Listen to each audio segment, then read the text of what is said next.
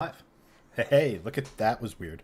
Um, Good start. Good start. Off to a flying start. Holy crap. Love it. Love it. Yeah, no, Is no, it working? it should be working. Okay, good. Oh, there it is. Yes. Hello. Hey, we're alive. Hello. La la la. And if you can name what show that is from, I'll be very impressed. I don't even like this show, but it's a show that I've seen that episode and it's very funny. Hello and welcome to Shifting Lanes Garage. I am a Gregson. That is a Chadson. What's up? And if you're listening to us, well, you just had our names, so shut up.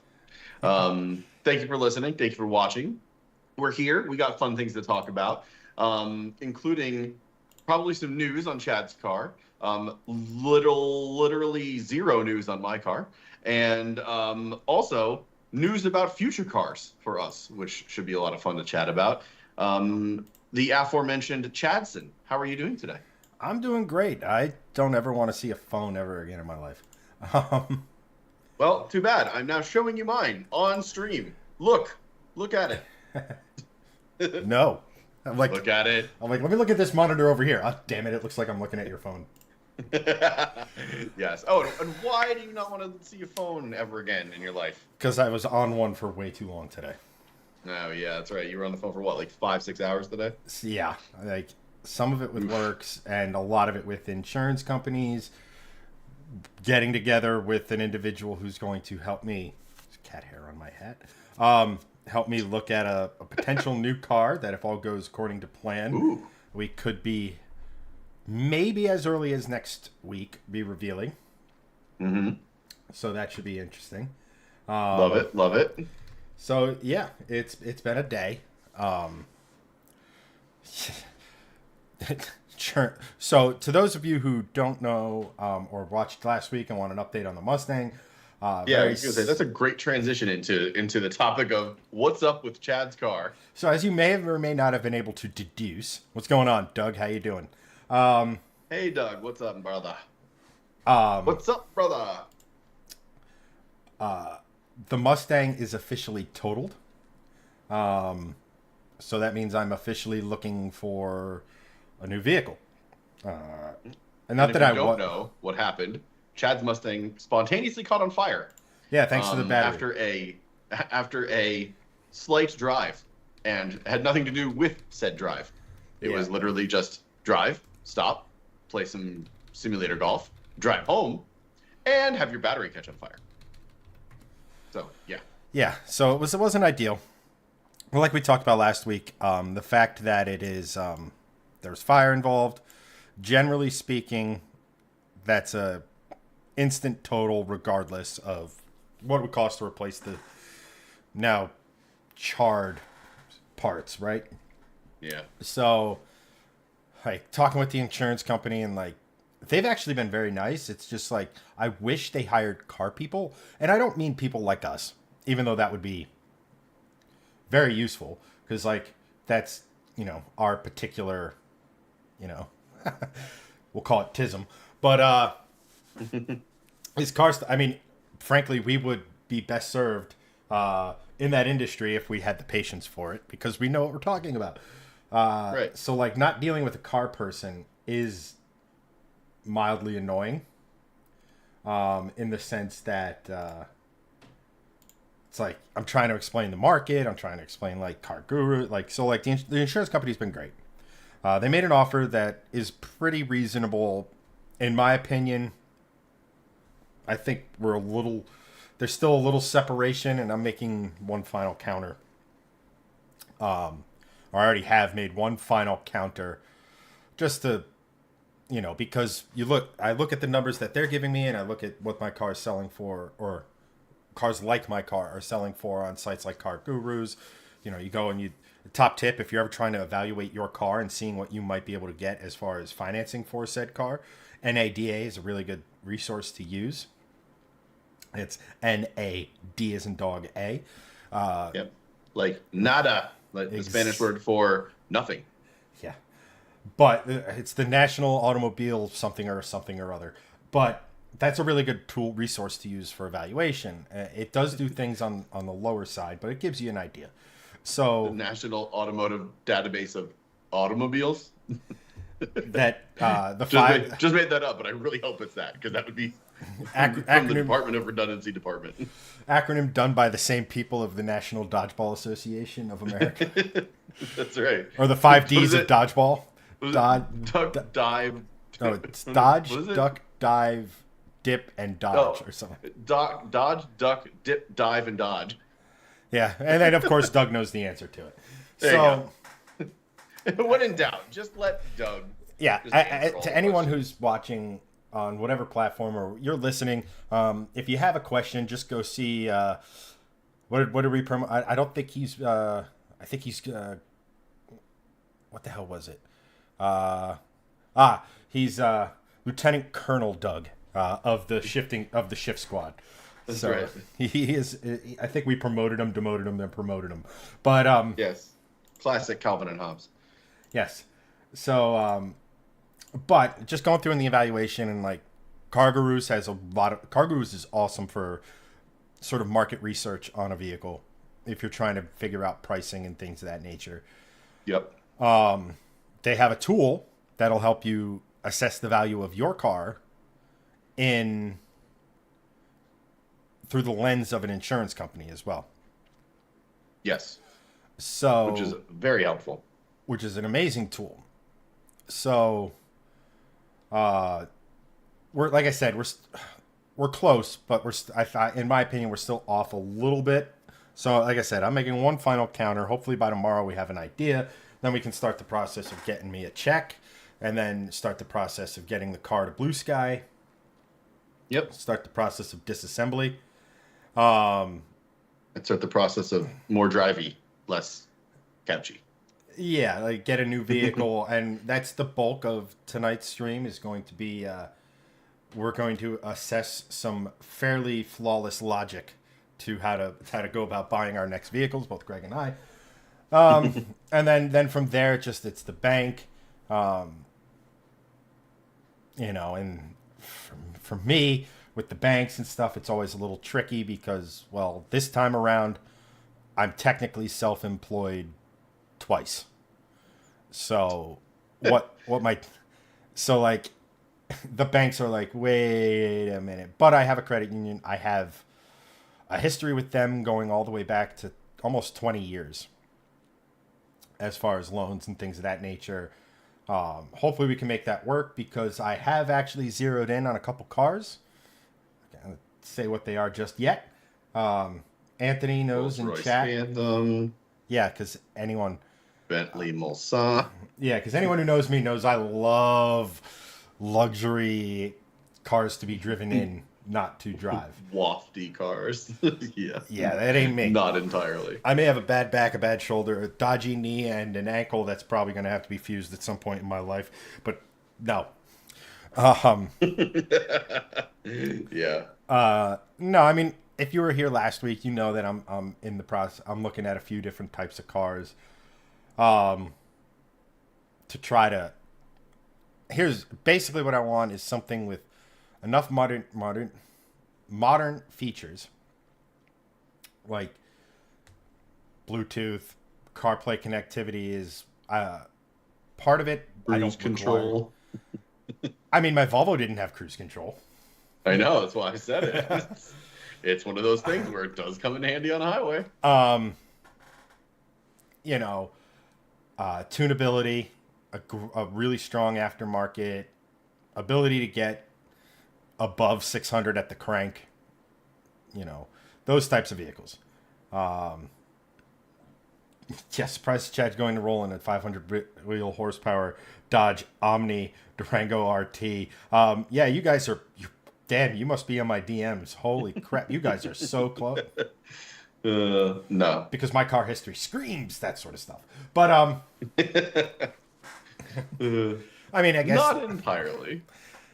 So, yeah, it's a bit of a process, but if the stars align, like I said earlier, we could, and I have to figure out if it's possible how I would do it. Obviously, as you can see behind me here, we stream at night, but I would personally love to debut the car on stream here in some way.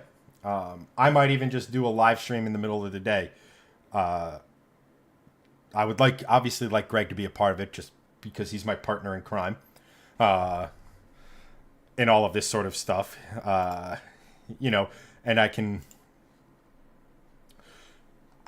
I think I'm wearing him down, but I think I can convince him to make some questionable decisions when it comes to cars and things like that. So it's a shared sort of thing.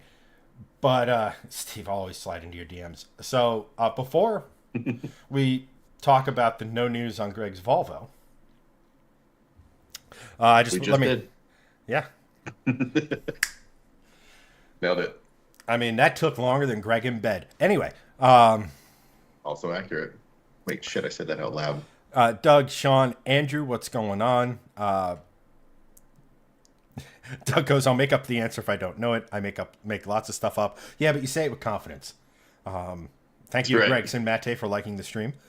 You're very welcome. Christian, welcome. It's been a minute, as Steve's shock, awe, and glee is apparent here. His Sean gasps goes, have been flabbered. Sean asks, do the rest of us have ranks? I call Emperor of Crackheads who own Volvos. Basically, to be assessed rank, you have to go through the Doug vetting process.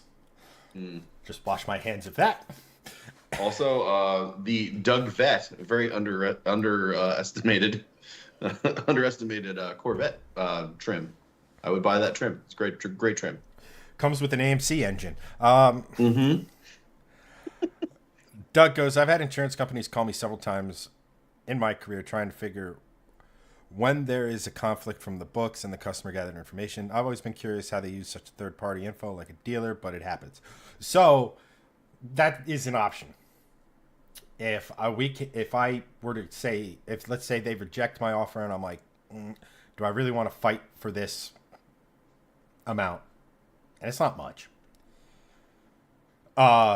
I would then get a third party. They would then get a third party to appraise and get market, assess the market, assess my local market, all that sort of stuff.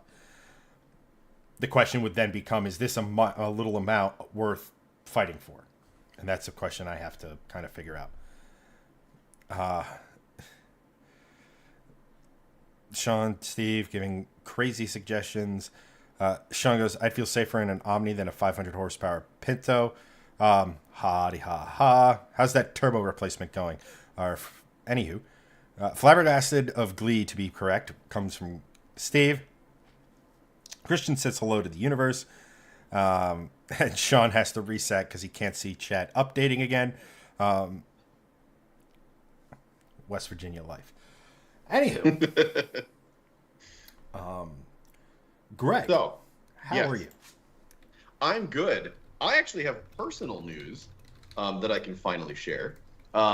So, with a lot of you know, on the vlogging side of things and the long form video side of things, no one's seen me in basically a year. So that's not been great. But I have news. Hold that thought for 1 second, Greg. Yes. Be right back. So should I keep talking about this or not? Is what I think about? Is it the joke I made about being on the phone a lot earlier? No, it's just about my employment. Oh yeah, I know that. Yeah, continue. Oh yeah.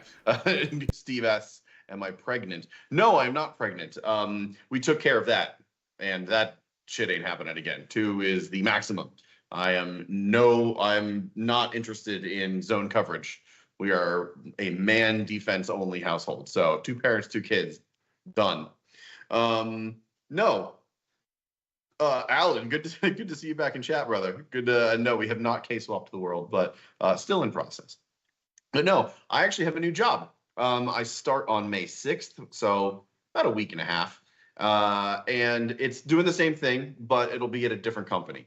And I am currently a copy supervisor. I will be moving up to ACD, which stands for Associate Creative Director. And that basically means I will have a team of writers that I'll be managing. So I won't be as, into the nitty gritty as I am now. So I won't be doing all of the day-to-day work. I should have more free time during the day because while I won't be doing a lot of the day-to-day work, I will still have a lot more responsibilities for managing people, for making sure that the strategy is on point with things, and making sure that I'm managing down to the writers, but managing up to the creative directors and the powers that be to make sure that everything is running smoothly. So with that said, hopefully I'll have a little bit more free time during the day to film. I'll probably feel it out for the first month or two and then figure things out. But with all of that said, and thank you, Steve, appreciate it. Appreciate the congratulations. Basically what I'm going to try to do is feel out exactly what's going on with the new job, but I'm going to start making more long form content. And I know we do reels every day, or at least 4 or 5 a week. I try to do like 5, maybe 6 a week. What I'm going to try to do is I'm actually going to try to work from my garage since it's turning into spring and into summer. It's going to get a lot nicer out.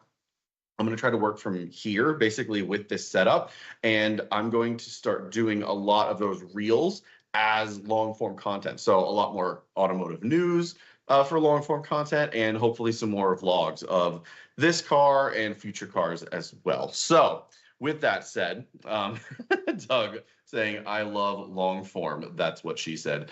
Yes, that is absolutely what she said.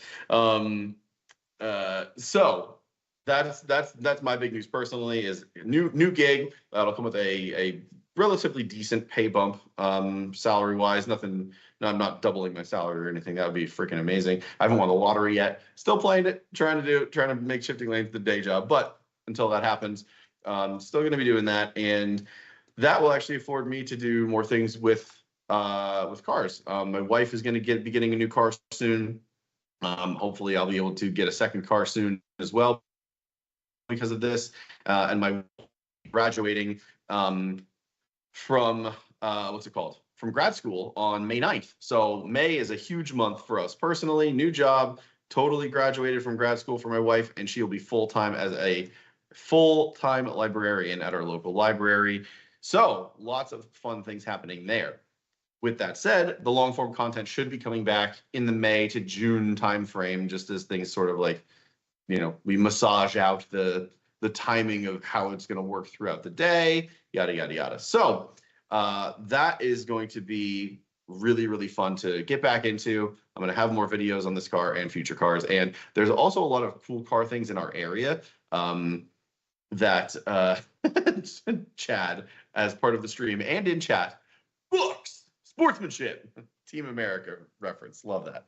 And I knew exactly what you meant by that, which is the best part. So yeah, there's a lot of cool car things in the area. There's interesting dealers with really interesting cars, and I want to start making some more contacts in the area to do fun things and go film there. So keep your eyes peeled this summer. Shifting Lanes Garage, the second YouTube channel, as well as all of our socials. We're going to have a lot more long form stuff. So the end, along with Chad's new car and yada, yada, yada. Let's see. We're catching up here. Doug, having more money, or having money has nothing to do with buying more cars unless they have to work. Yes. Unfortunately, mine have to work because I have to take children places. So I cannot go to the Doug Franz school of buy cars, fix later. But Doug has children. Maybe another time. So, what were you going to say about the joke about the reference I made to your old job? I was trying to glean if it's a conversation we've had or a conversation we haven't had. Oh no, I don't think it's a conversation. I don't think it's a conversation we had on here, honestly. But basically, no, I meant in private. Like, I didn't want to be like, oh, is it this? And you're like, no, I'm not telling people that. What are you doing? Oh no, I don't care. I know that now. The pharma industry is like, um, at its core, it's it is good.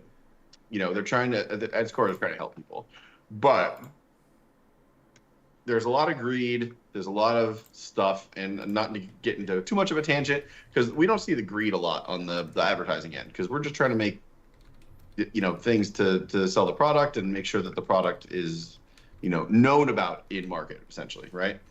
But with that comes deadlines and the AOR or agency of record, which is usually what I work for.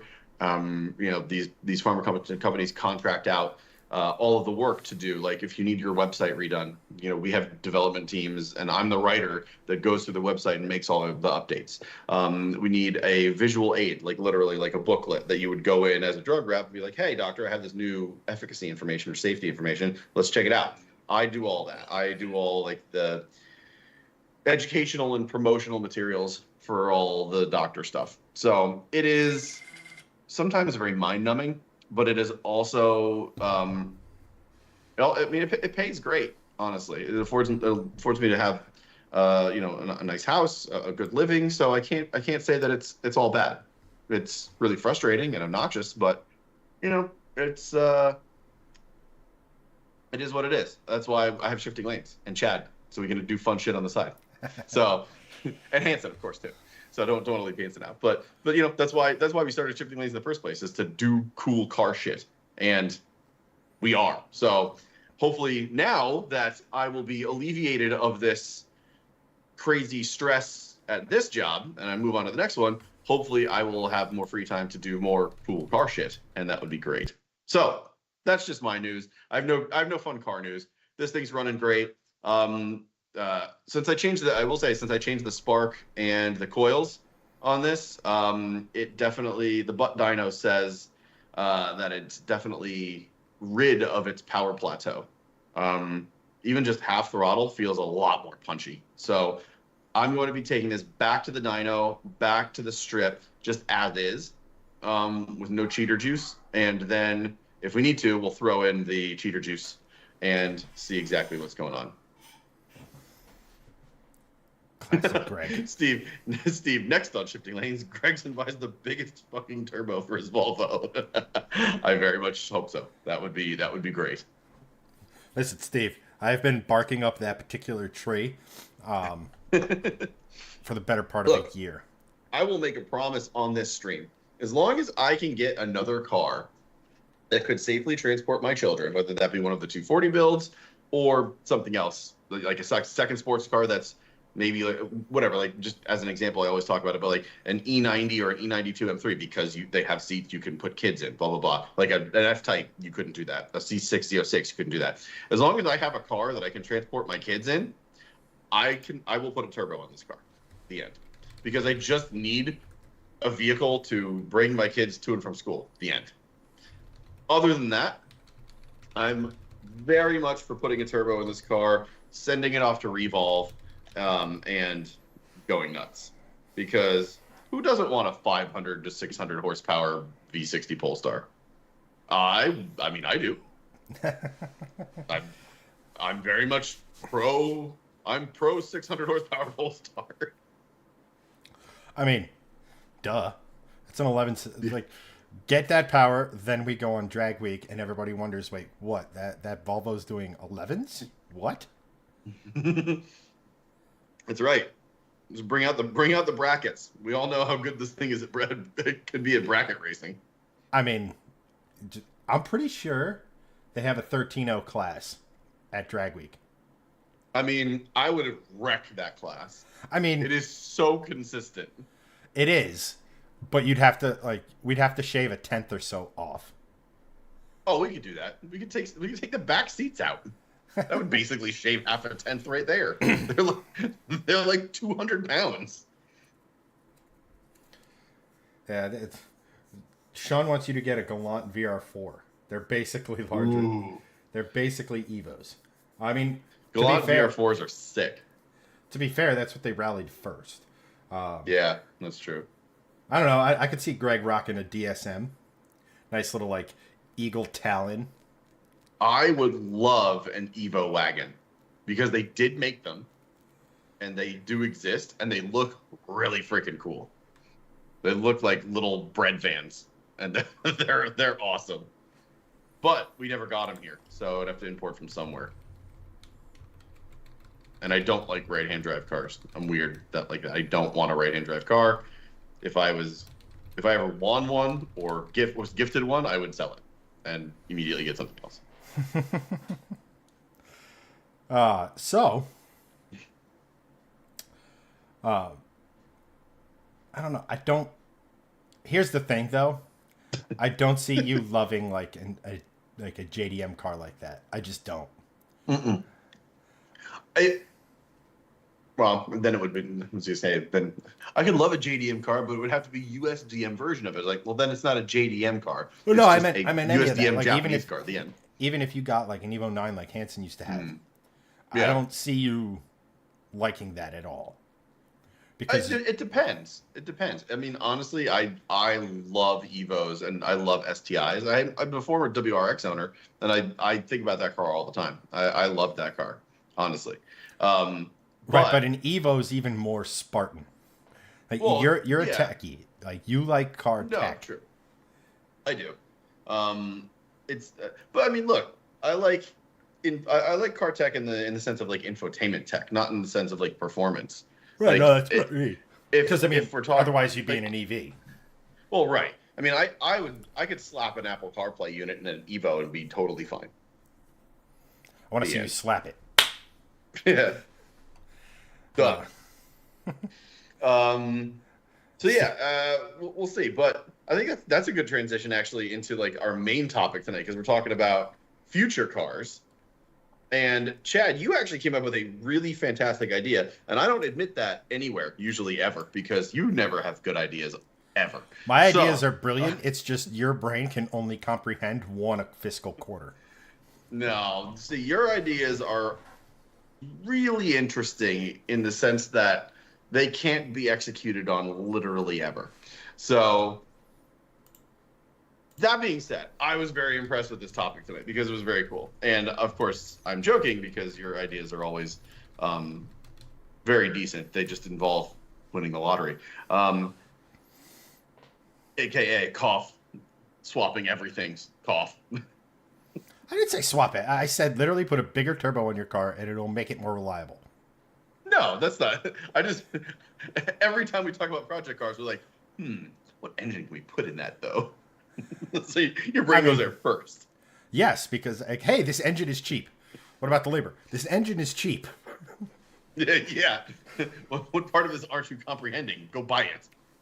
I mean, just have it lying around. And then one time, at some point down the line, you'll have a chassis and be like, what should I put in it? Oh, right. I have a V12 sitting in the corner. Yeah, exactly. But yes, so tee up your idea because this is a really cool idea. And it's a really cool kind of way to get, I think, chat involved too, because then they can start throwing out ideas. So lay it on me. All right. So as you guys know, Greg and I both are in the market for new cars. And we're both kind of zeroing in on something similar, but different, right? Like, for example, like, I'm partial to Mustangs. Greg likes the the UK's version of that, the F-Type, right? Yep.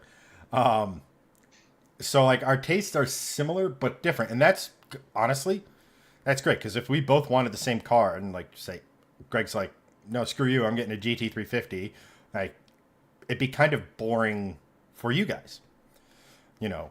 And so, like, I started thinking about how you go about my thought process as far as finding a car, what I want in a car, what I don't want in a car, what are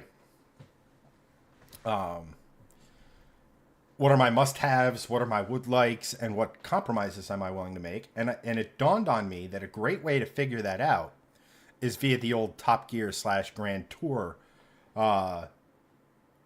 challenges, right? Like, they would do it with a cheap car, and then they'd go through a bunch of challenges. So they like there'd be a road trip, there'd be a track, there'd be a practicality kind of experiment, and then they'd find out who got the better deal. But if you kind of applied that to like us, I started thinking it's like, okay, what makes a great road trip car? What makes a good car for a canyon? What makes a good car for the track, both drag strip and or road course?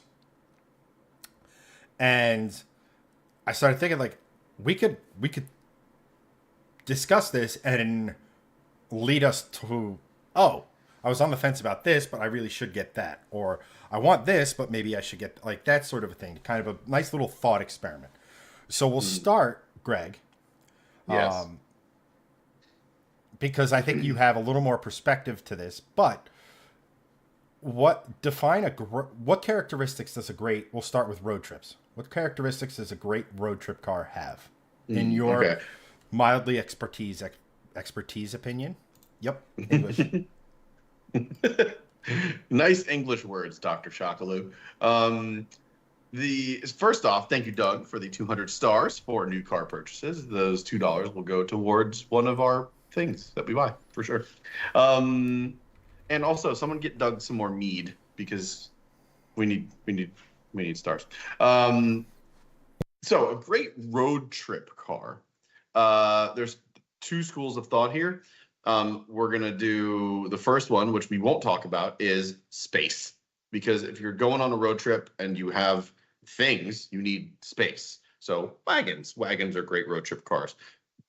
Modern cars, SUVs are great road trip cars. Even some large sedans can be great road trip cars. Volvo S80, big sedan, big trunk, lots of room. That can be construed as good road trip car, right? However, for this exercise, we need to have what were the categories that you had basically pitched me earlier? Road trip, track driving, drag strip, performance driving on back roads. So like sort of like all these different things. So right, so oh, you're muted. You're muted. And the caveat being that this sort of has to be dailyable. It may not be our daily, Right, but it right, has to be dailyable. So it can't be right. something like, for me, it's like creature comforts be damned. I want a 7 second street car, right? Right, That right. if I'm going to work and I just show up to work every day, or with a big ass blower, it's like, Yeah, like, and each I time it's would. chirping the tires, like, Right. So I would say that um, things that a road car or a good road trip car needs to have for me is enough room for a suitcase, basically to haul your clothes around. Enough room for camera gear because you want to film it. At least if I'm doing it, I want to film it. uh-huh. And enough room for a potential passenger, whether that be a significant other, a friend that wants to go along for the ride, yada yada yada. So it can't. To me, it's not just going to be a one seat with the passenger seat gone, sort of two seat car. But if I'm honest, there is sort of an ultimate road trip car out there, and it's the E63 AMG wagon. You got space, you have tons of power, or an RS6 kind of Audi. But I don't think for this exercise those are really in the scope of possibility. But to me, like those embody the ultimate road trip car because you have power that you can use and lots of space for things. So for a road trip car that we're going to be talking about, it needs to have good road compliance. It needs to be able to be a good cruiser. It needs to have good driving dynamics, and that doesn't mean necessarily just performance. It also needs to soak up the bumps, and you need to be able to munch miles without even noticing. To me, those are like the good road trip car qualities. Interesting. I will. My requirements are slightly because of all the things I mentioned, right? If like we're taking five categories and or four with the caveat of being that it has to be dailyable, right?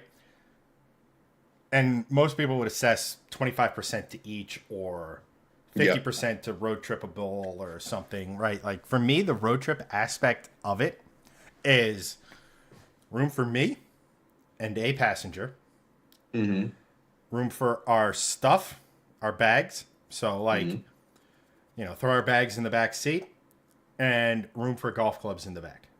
Because for the last 15 years, my vacations have been either I am being forced to go here because someone's either getting like married or it's like that style of trip.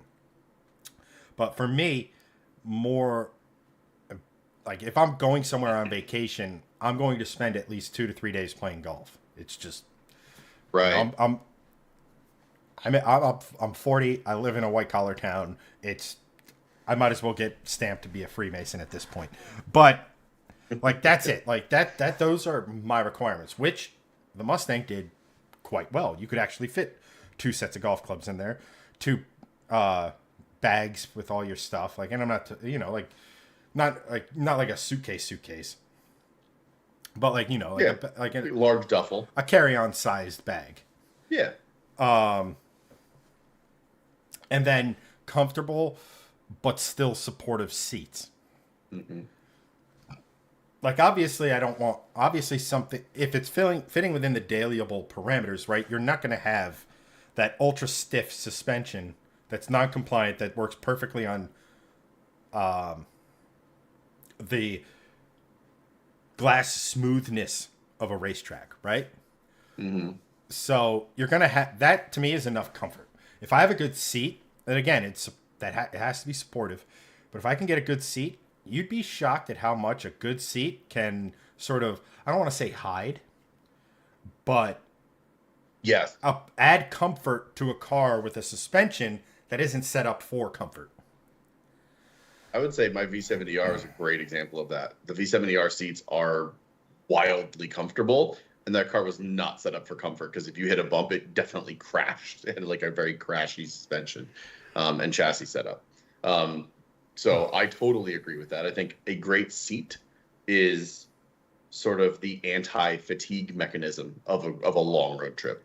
Right, because there's so many things. Like you're sitting down for hours on end, right? Like Hmm. I consider a road trip anything over 4 hours, right? Like that's a real Yeah, I road agree trip, with right? that. And you want something that's comfortable, that's supportive, but you don't want something that like where you're sitting in a high performance position where the seat is kind of doing this underneath your legs to such a degree that it starts to create like pressure points and all this other Hmm. stuff. Like I understand when it comes to cars, seats and like their comfort and their design and stuff like that is very, very middle-aged man of me. But for me, if you have that, you can be more aggressive on the other side of the car, which then in turn gives you the enjoyment at sort of the other stuff. So like as we segue, the next thing is that when you're on a road trip, and let's say you're going down south for reasons, like let's say you're going to Nashville or something like that. Well, we'll take a little detour and spend a day at Tail of the Dragon. There's our canyon road, so to speak. Hmm. And Yeah. now my car is comfortable getting me there. Now let's have a little bit of fun. And Hmm. now I have that. And so when I look at a canyon carver, like most people think like small car and something you can rev the nuts off of, right? So I forget who said it, but a couple people mentioned like a Type R or Type S Acura, or the Type R Civic and the Acura Integra Type S, which are great options. I mean, the Volvo C30 that I had was great fun going up and down the tail of the dragon. For me personally, if I was to do that again, I'd want that like the soundtrack is such a big part of that, right? Because let's face it, when you're Yeah. on a canyon road, it's not about ultimate clipping every entry, apex, and exit, eking the 10/10ths out of the car, all that other stuff. You're just not. If you're driving like that, like you're either very, very, very talented, or more than likely you're flirting with an accident, and we don't want that because I got a road trip home. Right. So Good point. Solid point. sound is such a big part of it.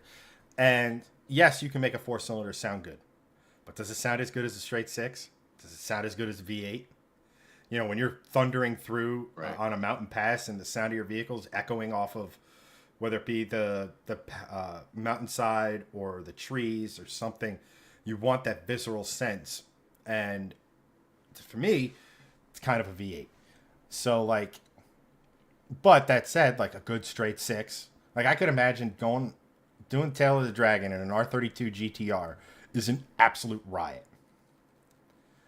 Because you got the sound of the motor, all-wheel drive, just an epic experience. Yeah, agree. So yeah, I think, it goes from, this new Cadillac Escalade V, E63 AMG sort of mindset, right? Mm-hmm. Where those are great power wagon SUVs, cruisers, to, now we've hit a back road. Well, the Escalade's gone.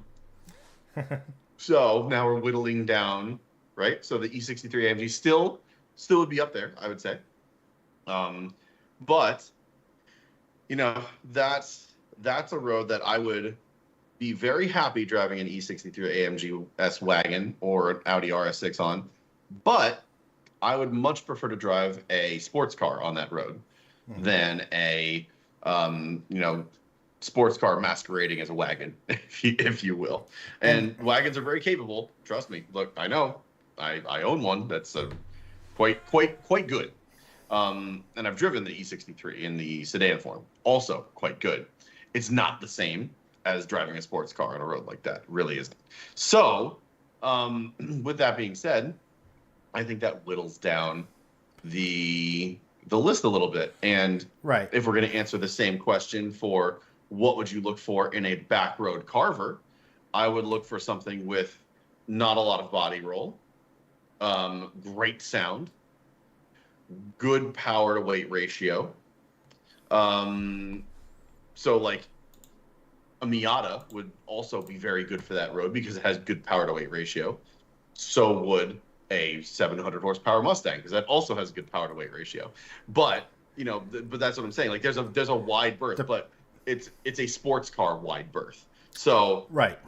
That sort of narrows it down again because again the Miata doesn't have the sound, the Mustang does. So you're whittling that down. So for me, it's the power to weight ratio, it's the sound, it's the very little body roll. It's again the good road compliance also stays true here because you want something to be able to soak up back road imperfections and you want to get there, but also still give you feedback. Dylan over on, I'm assuming that's Dylan over on YouTube, Subaru, but you would lose reliability. Yeah. So and the last two things for a great, we'll call it Canyon carver, right?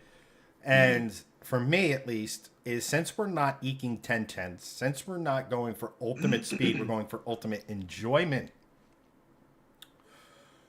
A must-have is a manual for me, and should be for Greg, but you're weird. You had kids for reasons.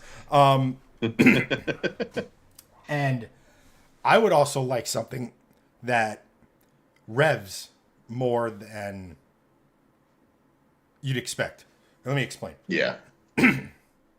So Alan was in here earlier talking K-swap the world and stuff like that. And eventually I do want to get around to playing around with a K motor because what those things can do is they're awesome. Really impressive, right?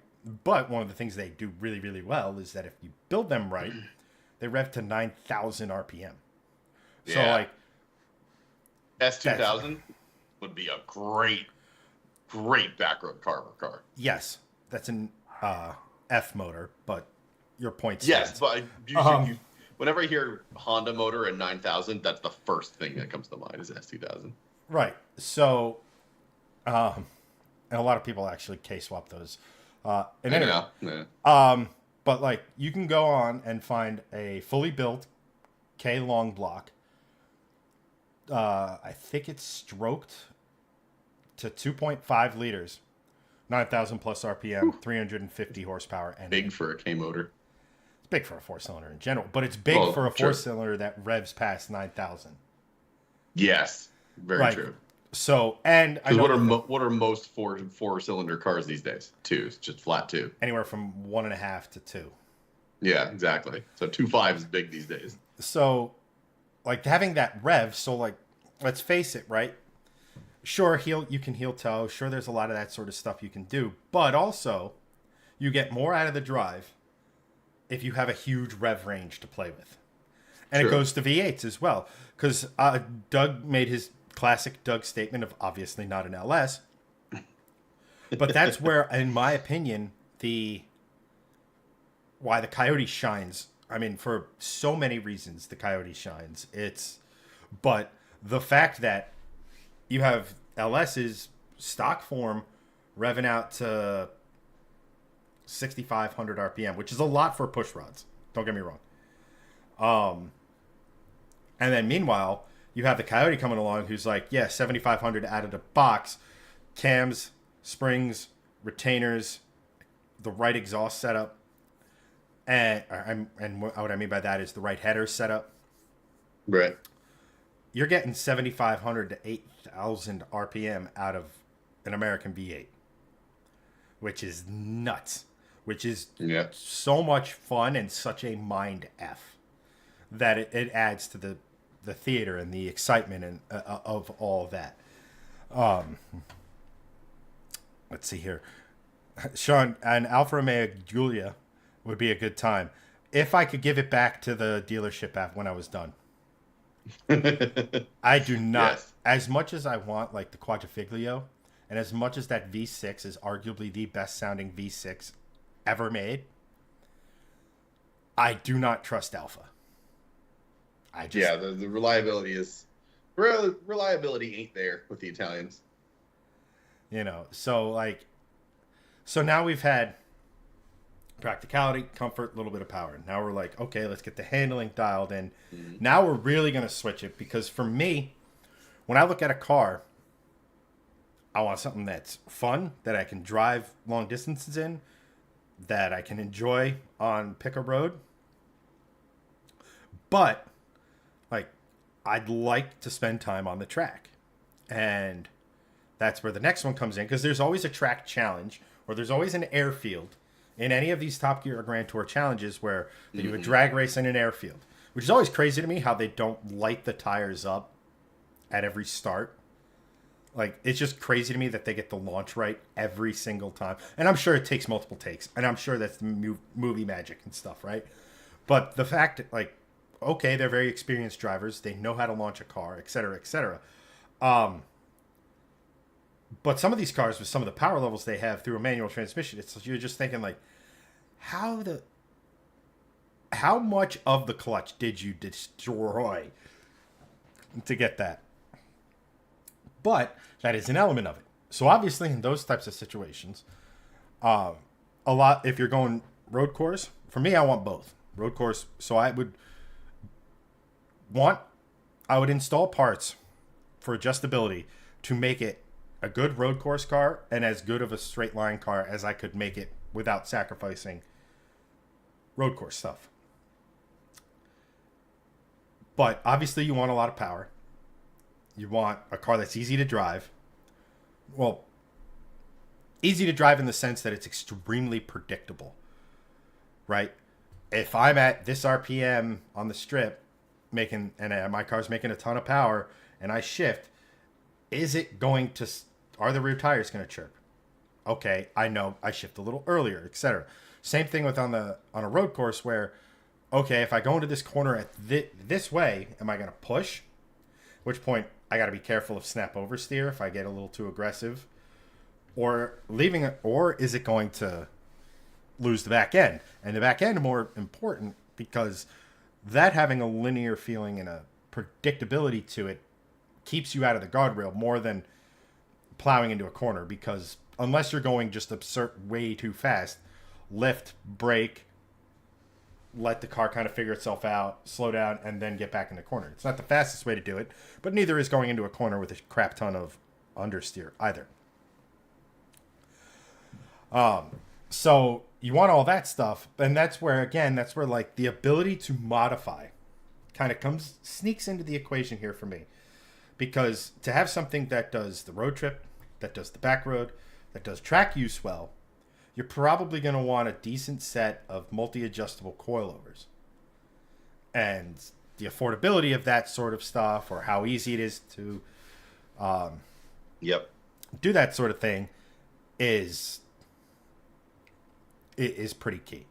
But for you, I know this is, if road tripping is the least sort of weighted part of this equation for me, I'm going to go out on a limb and say that track use is probably the least weighted part of this thing for you.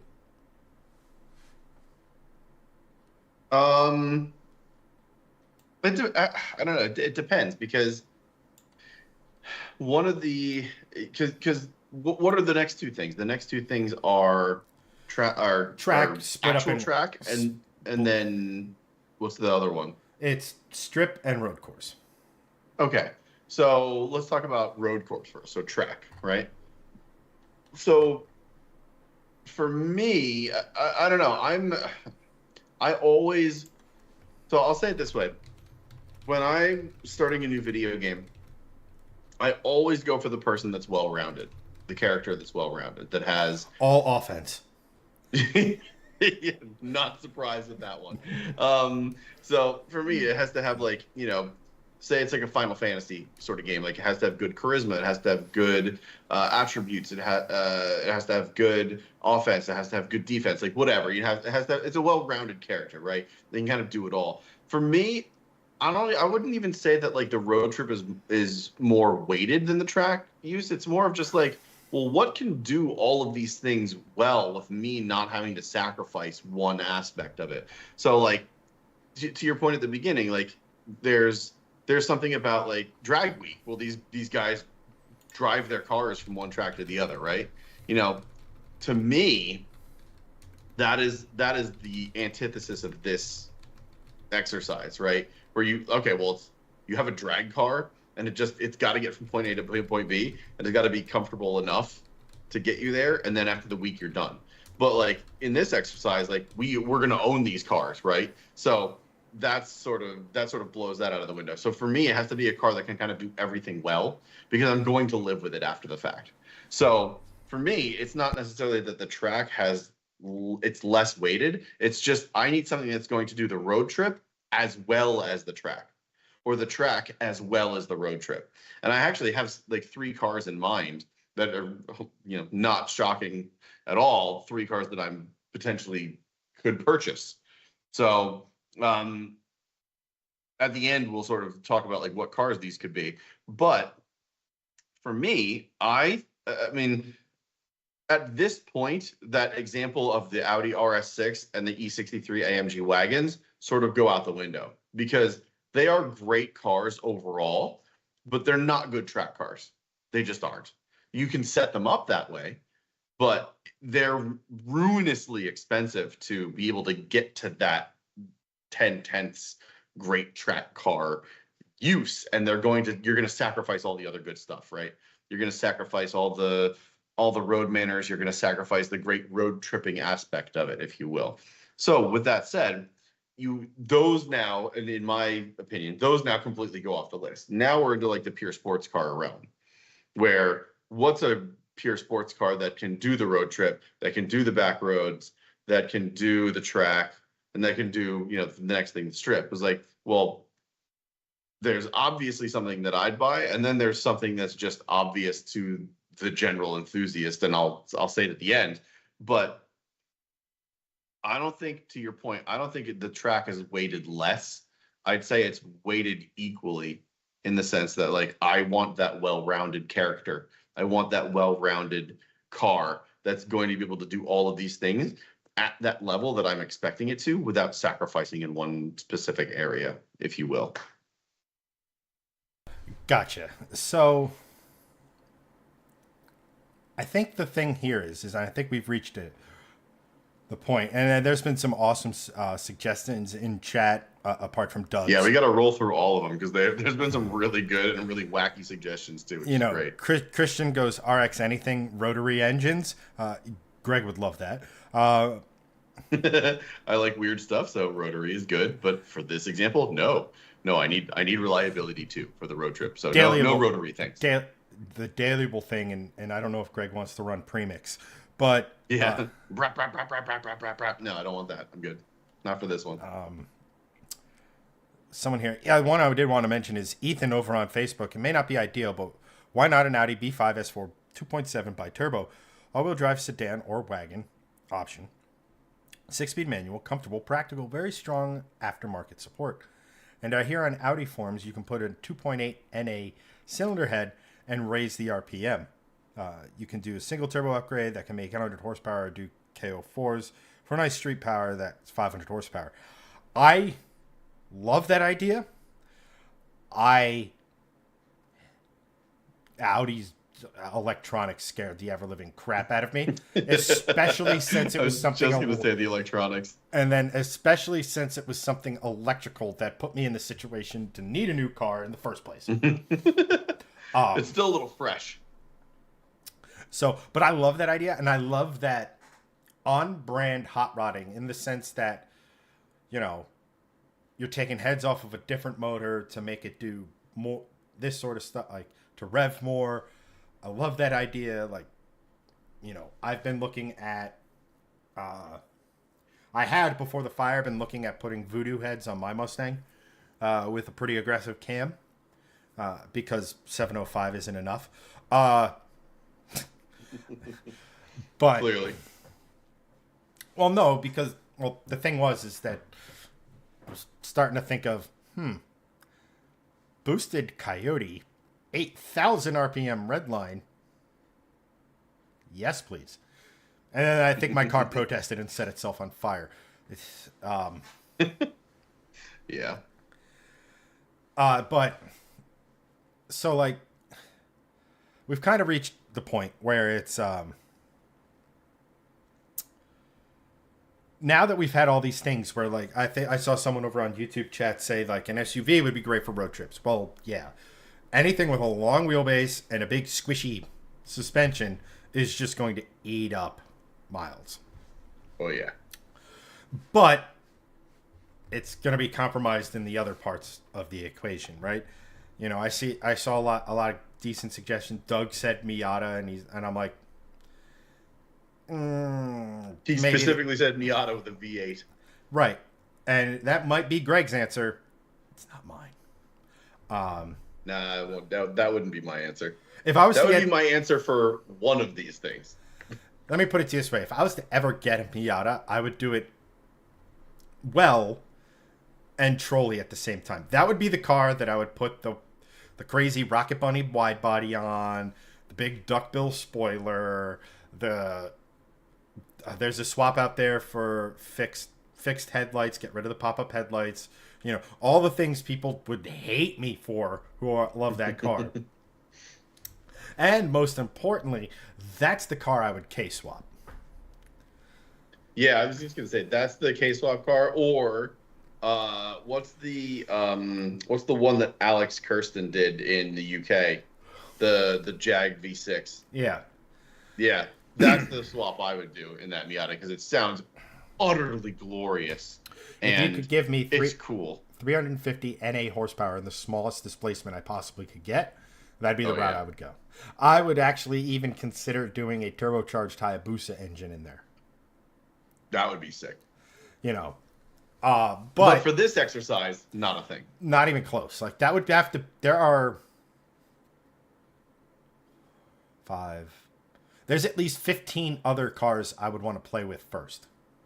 That is a very specific number of cars. And also, Well, I believe you. I got to like 7 or 8, and I'm like, I'm willing to bet if I spend another 5 minutes thinking about this, I could get to 15. So that's where I went with it. But for the purpose of this exercise, like you said, the all-rounder, right? Right. What are the cars on the radar that kind of fit this bill? And I'll start with, I have 3. Hopefully you have at least 1. I also have 3, probably 5. You know, but right off the top of my head, I have 3 cars that I'm actively looking at as that would potentially fill this void. Because again, the whole purpose of this challenge idea of like picking a car we would do a Top Gear style or a Car Trek style challenge with is kind of how I think about cars. Is how I think about getting my next car. So first at the top of that list, not necessarily at the top of the list, but in no particular order, you have Grand Sport Corvette C6.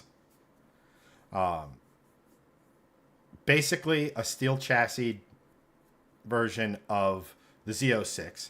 Has all the performance you want, and the LS3s are a cam and headwork away from making more power than an LS7.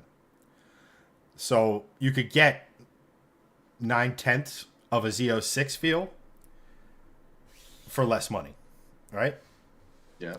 Now, if Z06 Corvettes, if C6 Z06 Corvettes were about $3,000 to $5,000 cheaper than they are right now, that would be on this list. But unfortunately, my budget, I'm working in my budget of about $40,000. Actually, $40,000 is the absolute ceiling. Next up on that is a ATS-V. It can be coupe or sedan. I like both equally. I actually like the looks of the sedan better because the top of the wheel to quarter panel ratio works better in my opinion. But that said, if a good coupe came along, I would absolutely jump on it because I'm not a fool. I repped my tool, and as such, I don't have kids to worry about. Hold on. Direct shot at your podcasting partner. And I've just been served a paternity suit. Weird. But those things, they're one of those cars that when I think I mentioned this last week, and I'll be really, really brief about it, is when they came out, I wanted one because they looked cool and they were specifically targeting the European elite, and it was an American car. And I loved that. And, not for nothing, $5,000 and you're at 550 wheel horsepower. So, right. They're pretty potent, right? And lastly, and why not a used AMG G-Wagon with mods? That ain't going to be fun on a back road at all. I mean, there's that part of it, but like also, yeah, I haven't found that. We'll just say that's out of budget. And anyway, yeah. Last on my list of three. G-Wagons are still expensive. Last on my list of Vicco's CT4V Blackwing. Again, I'm dealing with a budget of about $40,000. Those are significantly more than that, but it's the same basic thing. If I had a $60,000 budget, they'd be right there as well. And last on my list, and probably the most boring of the answers, is another S550 Mustang. And we all know how, one, the power potential, the handling potential. I know that platform inside out and backwards. So when it comes to looking at a new car, I'm more confident in my purchasing than I would be with the others, even though I know the Corvette platform pretty well. And this has absolutely nothing to do with the challenge, but for me personally, actually ends up saving me a buttload of money because I don't have to go out and get new parts. I just have to put old parts on it, right? So those are my three. Yeah. C6 Grand Sport Corvette, ATS-V, S550 Mustang. Mull those over. Well, Greg tells you the wrong answers. Well, I have three that are definitive and two that are sort of wild cards. So we'll say 4 and 5. So I have them ranked actually, because I really do think that there is a right answer for this, and I think Chad is going to agree with it, which is going to be a very weird thing because usually that's not the case. But I'm going to start from number 5 and go through number 1. So first is not the number 1 draft pick. This is the 5th draft pick. I'll start with the F10 M5. It is an overall fantastic car. It's got a twin turbo V8. It is the last M5 with a manual transmission that will probably ever be made. And M5s are just amazing cars all around. They can handle crazy. They're insane aftermarket support. They have oodles of power. They're good on track. They're good at the strip. They're good on back roads. They're good road trip cars. They have lots of space. And they're comfy. And they're also really good performance cars, period. What is this? BMW oil leak space. Yes, that is an accurate. Accurate memes are accurate. But for this particular thing, and I'm not really taking like crazy reliability into account, because if we're talking about like road trip and you got to live with it afterwards, like, yeah, my house can deal with the oil spills. The road trip probably wouldn't have anything horrible happen on it, mostly, especially if it's a modern car. But an F10 M5 is probably fifth on my list. Fourth is an S2000, which is something we mentioned. They are going to be a riot on 3 out of these 4 things. They're not going to be fun at the strip. They are not straight line cars. Definitely. Right, but here's the thing with that, though. If manual cars at the strip, regardless of speed, are always fun because it's a challenge. Oh, yeah, for sure. 100%. It'll still be a blast, but it won't be like, let's get, 10 tenths on the speed like you could do with, say, an F10 M5 with the automatic. Because, again, it's idiot-proof. You just be like, ooh, launch control, mash the throttle, go, and you're doing 140 by the time you're done. Like, ooh, that was fun. But you're right. Like, manuals at the strip, very different, a different type of fun. They wouldn't be good at the drag strip, but they would be fun. S2000, good road manners, great road trip car, small, but it's not like you're dealing with like, it's not a Lotus Elise, if you will. Again, lightweight, small engine. It's livable. But that thing on a road trip would basically be like, road tripping a 2x4. You're not going to have a good time road tripping that car. An S2000, however, is a modern car with good seats, very comfortable, good road compliance, blast on a back road, blast on the track. Will be fun at the strip, right? So overall, to me, that's number 4. I feel like an S2000 is a good car for this exercise. And then we get into the cars that I would start to consider like purchasing, and those other 2 I would consider purchasing too. F10 M5. I think the F10 M5 is arguably the best looking M5 ever made, maybe after the E39, just because that is the quintessential M5, right? When you hear the letters M5 together, the E39 from the early 2000s, that's the one everyone thinks of, right? So to me, that Craig, I road tripped a 2x4 yesterday, and it was great. And what's up, Nicholas? Good to see you in chat again, brother. Christian, I don't want to know why you were road tripping a 2x4. That sounds awful. I'm so sorry you had to do that.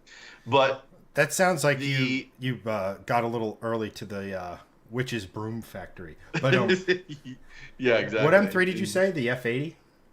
The M5, the F10 M5. I haven't said an M3 yet. Oh. But there is one on the list. But the F10 M5, to me, I think it's proportioned very nice. It with the right modifications, it is gorgeous. But it's not like traditionally gorgeous like the E39 is. That's like, to me, that's the best designed M5 from a looks perspective. But that particular M5 is not really a great performer for this exercise, if you will. The F10, however, is, because it's fast, it's better performing. Looks are not really a thing that we're going for here, and it can do all of these things very well. So Anthony, what's up? Thanks for joining. Good to see you, brother.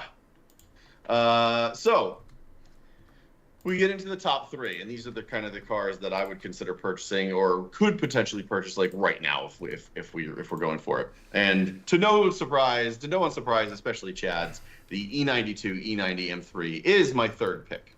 And the reason for that is that car literally can do all of these things. It is super comfortable. It has great seats. It has great road manners. It's wonderfully ride compliant. It is fantastic on track. It is great in a straight line. They have supercharger kits for it. There is an overwhelming amount of support from the aftermarket in that platform. It's amazing on back roads. You can get it going into the 11s. I think some people are in the 10s, even 9s on that platform at the strip. And it's great on track. M3s are just built to be great performance cars. The F80 M3 is a bit softer and arguably probably a better choice for this, but the sound. If you haven't heard the V8 M3 on YouTube, just go listen to them, because that M3 is a V8 that revs to 8,400 RPM when it's warmed up, and it sounds biblical. It sounds so good. It is one of the best sounding V8s. It's in the top 5 all time as far as I'm concerned. It is so good sounding. So it's a de-stroked version of the E39 M5 engine, modernized, but the most of it is right. But I mean, any V8 that revs past 8,000 is going to sound ridiculous. Yes. And to be able to get that in a road car with relative ease and relative cheapness is pretty rare. So that, I'd say, is number 3 for me, because it would do all of these things well. Number 2, as it comes even less of a surprise to all of you and Chad, is the Jaguar F-Type R. Because if you're talking about the ultimate road trip, track, back road, drag strip performer, you can't really argue against an F-Type. It has classic good looks. It sounds insane. It's insanely comfortable because it's a GT car. And you could even I would even argue you could swap out the F-Type with the AMG GTS, because all of these things hold true for that car too. I just prefer the F-Type because I think it looks better. But that, again, that's just subjectivity. I love the F-Type. It's also like $20,000 to $30,000 cheaper than an AMG GTS when you're comparing, apples to apples here. So, the F-Type, it'll be great on track. It'll be great in a straight line. Out of the box, they're 11-second cars. Like they run 11.7 in the quarter, which is just insanely fast for a road car as it is. They'll be great on a back road. They have big, huge, sticky tires. They have, I think 295 or 305 section rears. It's just everything about the F-Type R is one of those things that you can use this car in any one of these scenarios and just have a great time. Because even on the road trip, you can downshift into 3rd or 4th gear and just blip the throttle and just have gunfire at the back. You can have fun on the road trip. It doesn't have to be like a boring road trip. That's a car that will do everything amazingly. But if we're talking about the ultimate car for this example, I think that there is a car that beats that car, even for me personally, because I am the quintessential F-Type R fanboy, because I want one. I think they're arguably one of the best, if not the best, modern GT car out there. But for me, number 1 draft pick for this is the C6 Z06. And you said the Grand Sport. And I think the Grand Sport would probably do this better. But for me, if you're doing this, you got to do it right. And the C6 Z06 is the one that can actually do this right, because it's going to sound better than the LS3. And it's just that much cooler and better.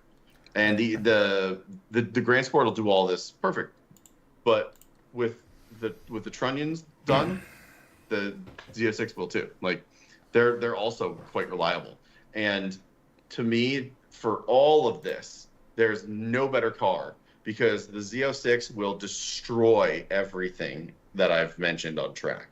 It is, I mean, maybe the S2000 has a chance if it's a small track, but the C6 Z06 Corvette will destroy all of these on track.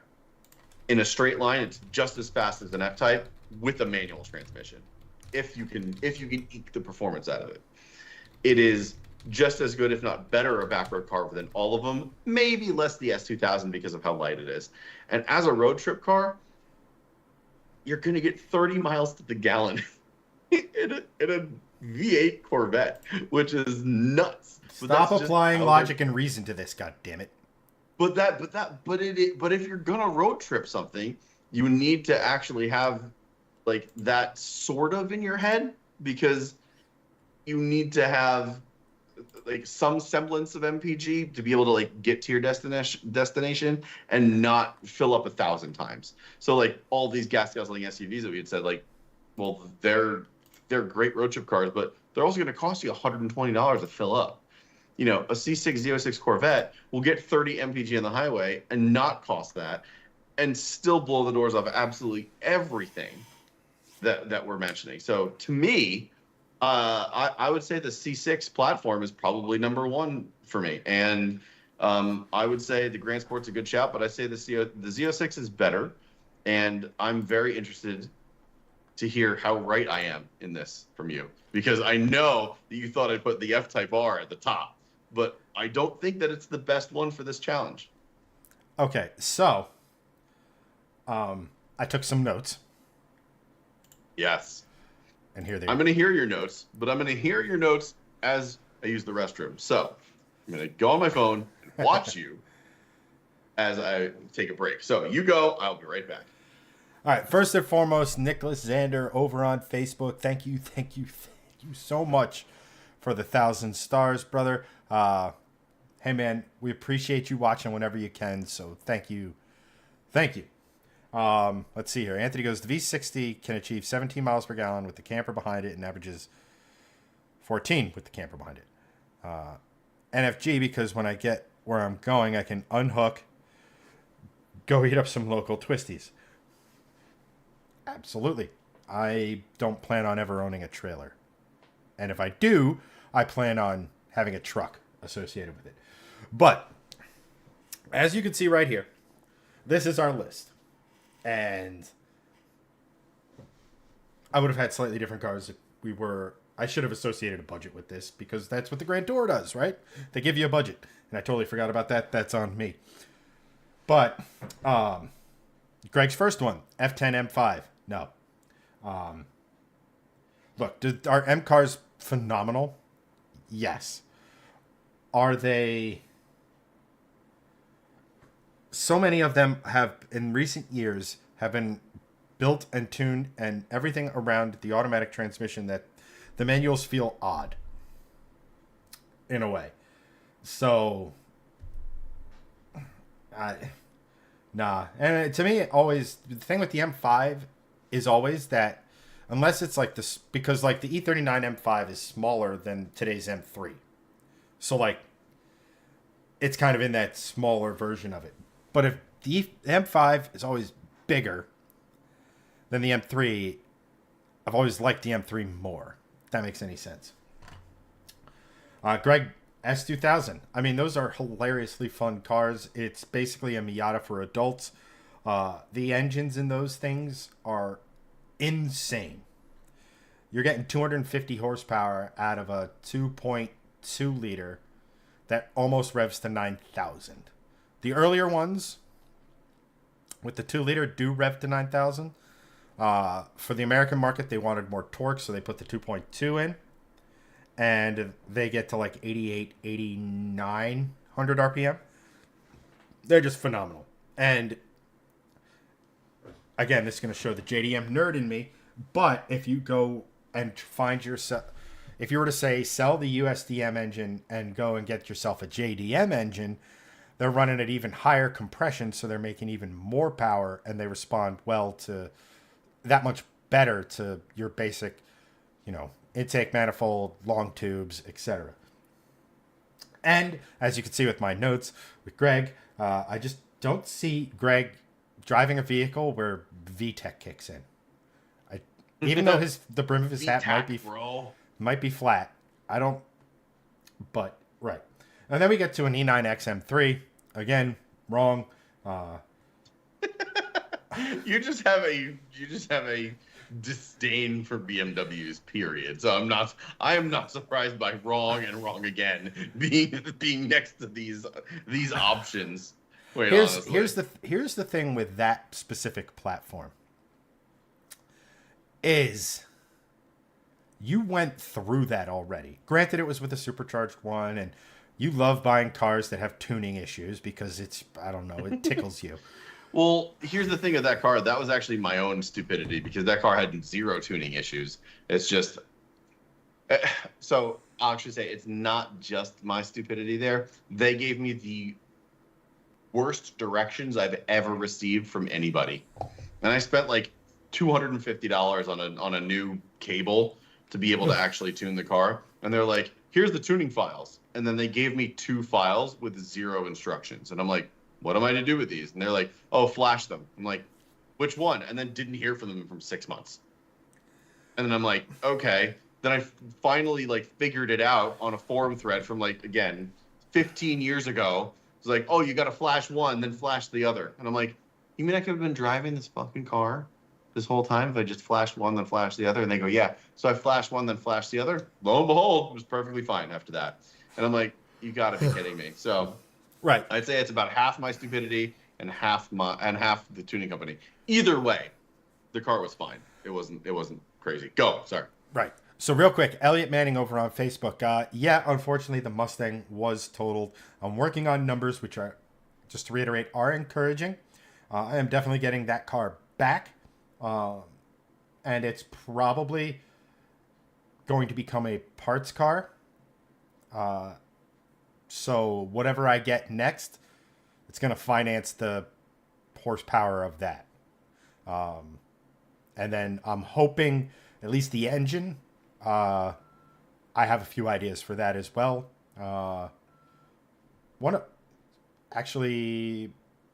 Only one of which I've actually mentioned to Greg, but the others are still in the works. So I don't really want to put them out there, even when it's like a 10% possibility. The plot thickens.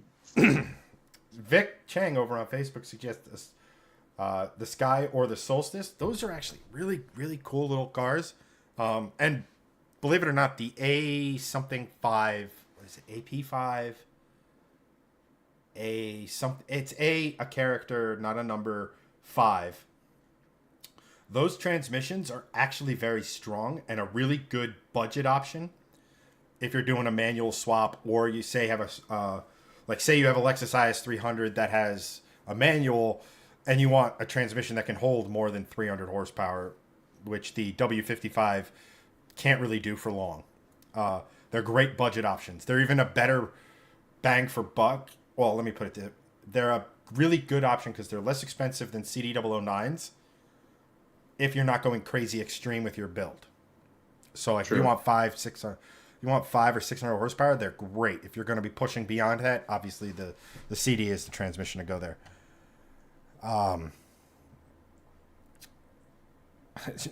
Anthony's messaging thing. Xander goes, parts car is better than a completely total loss. And then Sean wants me to coyote swap a retired police explorer. AR5, thank you, Sean. But back to Greg and this weird Bavarian fetish of his. Here's the thing. When that car worked, let me put it to you this way. When you got the Polestar and driving the Polestar, I heard more about the Polestar and driving it, all of this sort of stuff. Even though you decided that you wanted to have tuning issues with that as well. Yeah. And I don't know if it was because we didn't have the stream back then. I don't think so. And we didn't talk about it weekly. So, like, obviously, you didn't have a forum to talk with me for 2 hours about cars about it back then. But just from our like conversations, there was like no juice behind that car with you. And I understand having no juice behind a car, like my BMW experience, which was when it worked, it was brilliant. Unfortunately, that was like 4.7% of the time. So like, Yeah, just I think just there's reasons for that, just honestly. knowing you, and again, Greg and I go way back. Like Greg and I have probably known each other for longer than some of you have been alive. Uh, like, and I'm not. That's like not an exaggeration.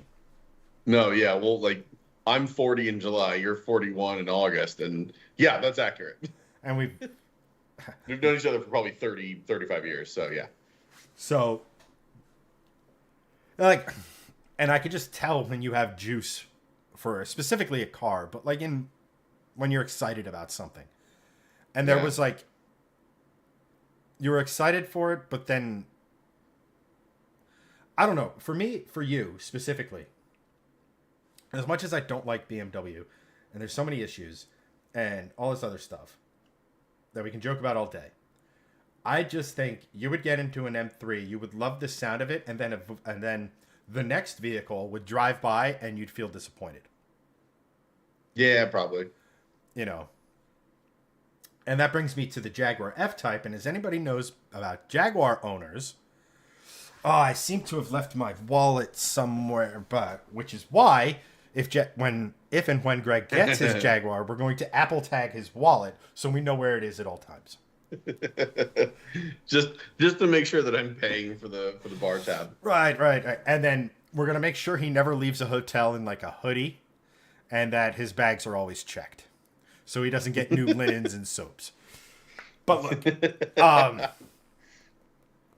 the thing with the F-Type is it hits on all the things in us that bring out the kid in us in the car.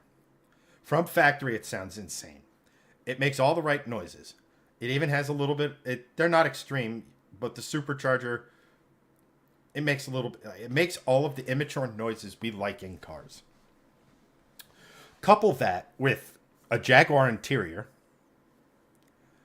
and the looks, right? It just ticks all of the boxes. I'm gonna have fun with it. Yeah. I'm gonna enjoy it when I'm driving it, even if it's 4 hours to who the hell knows where. I could take it to a track. I could take it to a drag strip. I could have fun with it.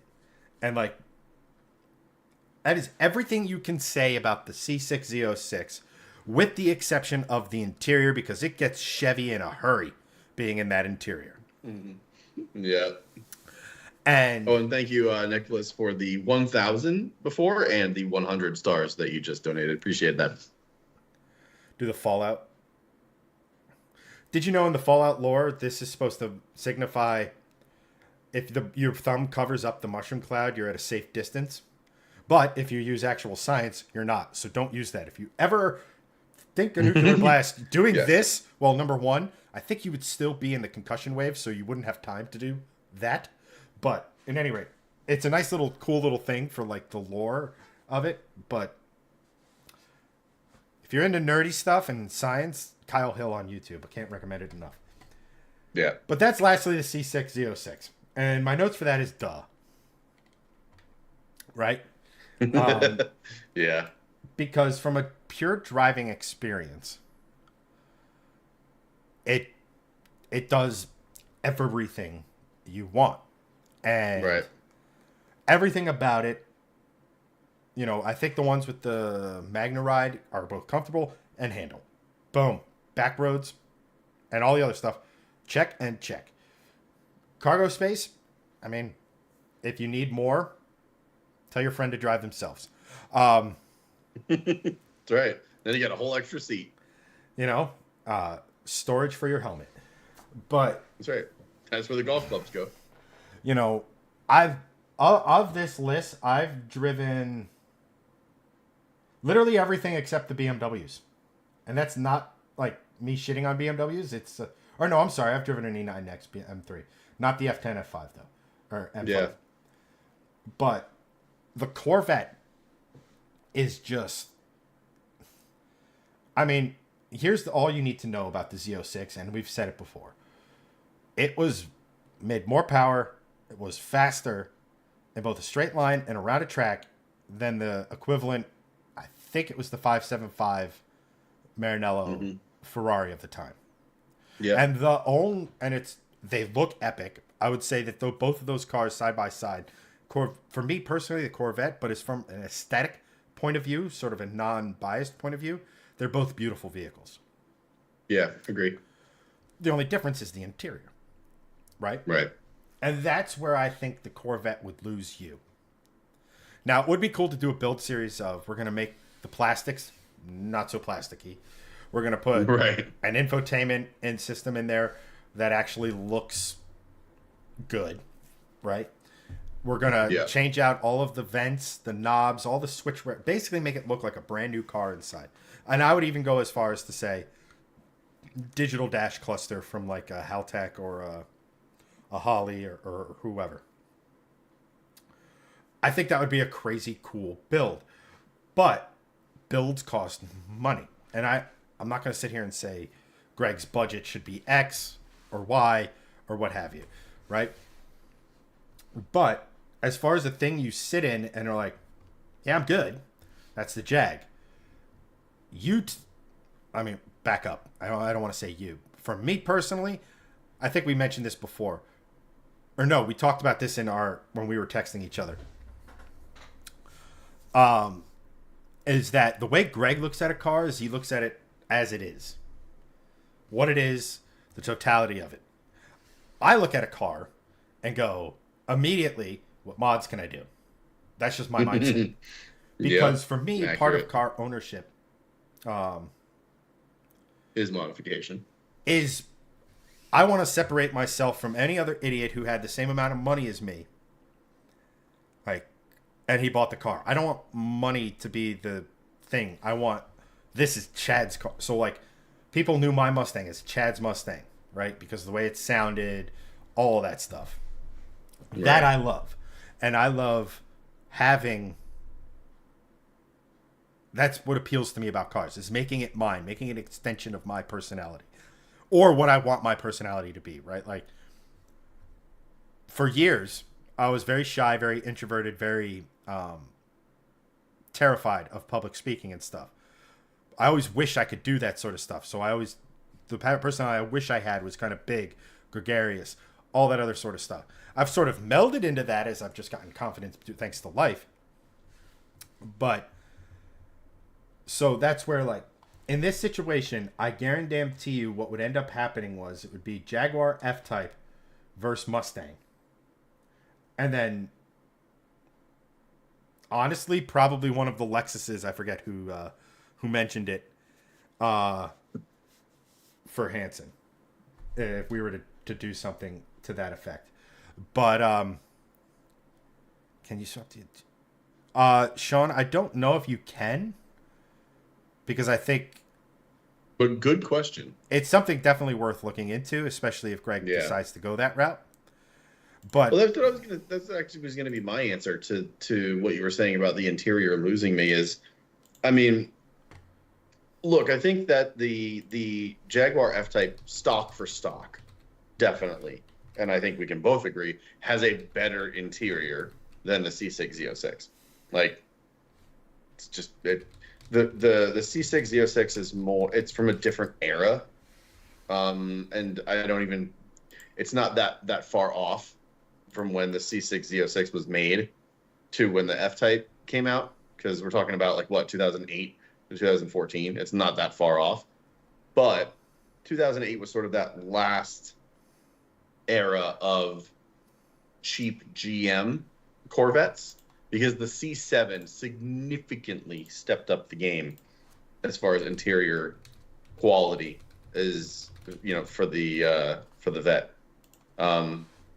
So I think it was sort of the tail end of one era and the beginning of the next Jaguar chapter, with the F-Type. But with that said, you can absolutely take a C6 of any type, regardless of if it's just a base all the way up to the ZR1, and make it a better interior. You can buy seats. You can add carbon fiber. You can, replace the gear shifter. You can replace the steering wheel with a carbon fiber one, or like a more molded one to make it more modern. You can update the interior of basically any car, but specifically what we're talking about. Maybe not to be 100% on par with an F-Type R, but you can gussy it up enough to be like, yeah, this is a nice place to be. So I don't think that the interior would necessarily lose me. I think it's really going to come down to, with these two examples, is what's the price, honestly, because F-Type Rs really haven't dipped below 40K for the ones that are worth buying ever. And that's, which is interesting because you can still find Jaguar XKRs for, in the similar price range of like 30 to 40K, and they also haven't dipped under that. C6 Z06s, however, have dipped into that 30 to 35K range, depending on the year. And some of the later models, like 2011, 2012, 2013, are still holding that premium because they were some of the last years that they were made. They have the Magna Ride, they have some of the upgrades and things like that. But even some of the higher mileage examples, like 50, 60, 70,000 miles, are starting to dip a little bit lower. So really, I think between the two, it's going to come down to price. If you can get an F-Type R with a CarMax warranty for 45K, that is a really interesting proposition when you compare it to a $35,000 C6 Z06 that you could spend then $10,000 modifying. Where are you finding $35,000 C6 Z06s? The floor All on over, them, the floor all on them over for car a decent gurus. one with mileage is 42. I mean, there were, like, last week I saw two of them for like 36, 37. Pixar, it didn't happen. I need to find them. I have to go back on my phone and find them. But That's your homework assignment. yeah, no, I've been seeing them, and one of them just the one that you sent me a couple or last month or 2 months ago, from Sawyer Lyons, that was 35,000 over in Randolph. That one was a C6 Z06, and that was 34 and change. But they are popping up more and more into the mid 30s. So it's gonna come down for those two particular cars. It would come down to what's the better deal. I think that's really just what it boils down to, honestly, because they're gonna do the same job, and it's gonna be interesting. I mean, don't get me Steve, wrong. have a good night, brother. We'll see you Later, next time. brother. Get some sleep, man. For me, I honestly, Keep so, talking. I'm going to listen to you. I of gotta the go cars check the kid. I'll be right back. you've mentioned wanting or considering as sort of your purchase, I think it's hard to beat the Corvette. I mean, is it the cliche, I'm turning 40, I'm a white guy in the suburbs car to get? Probably.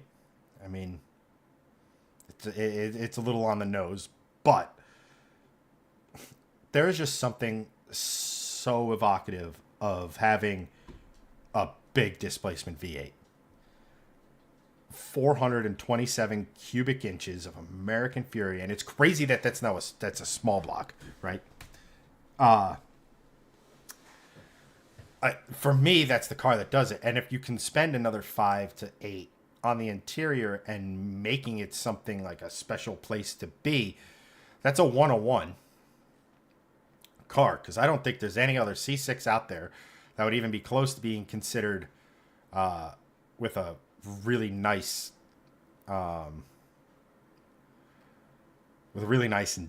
interior in it. And I think that would be a game changer for that car. And they're only in manuals. And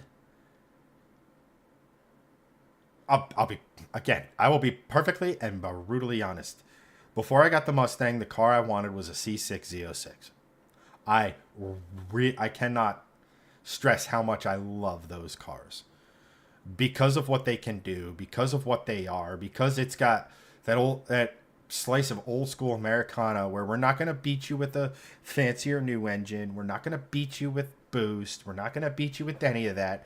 We're just going to make our engine bigger, and you're just going to have to deal with it. I love that. That is quintessentially sort of the American way with when it comes to like vehicles for so long. Something every manufacturer has lost, right? What's the biggest V8 you can buy in in any of the normal car brands? Let's leave any like hypercars and supercar manufacturers out there. 6 liters, 6.2. Is anybody? I mean, I guess the Godzilla 7.3 in the trucks is the biggest you can buy today. But after that, I can't really think of anything else because Ram is downsizing to straight sixes, and their big engine is the Cummins. Chevy, again, they're 6.2, 6.3 with their V8s. Um, I can't think of anything European that's over 6.2. And I mean, heck, even the what you call it, the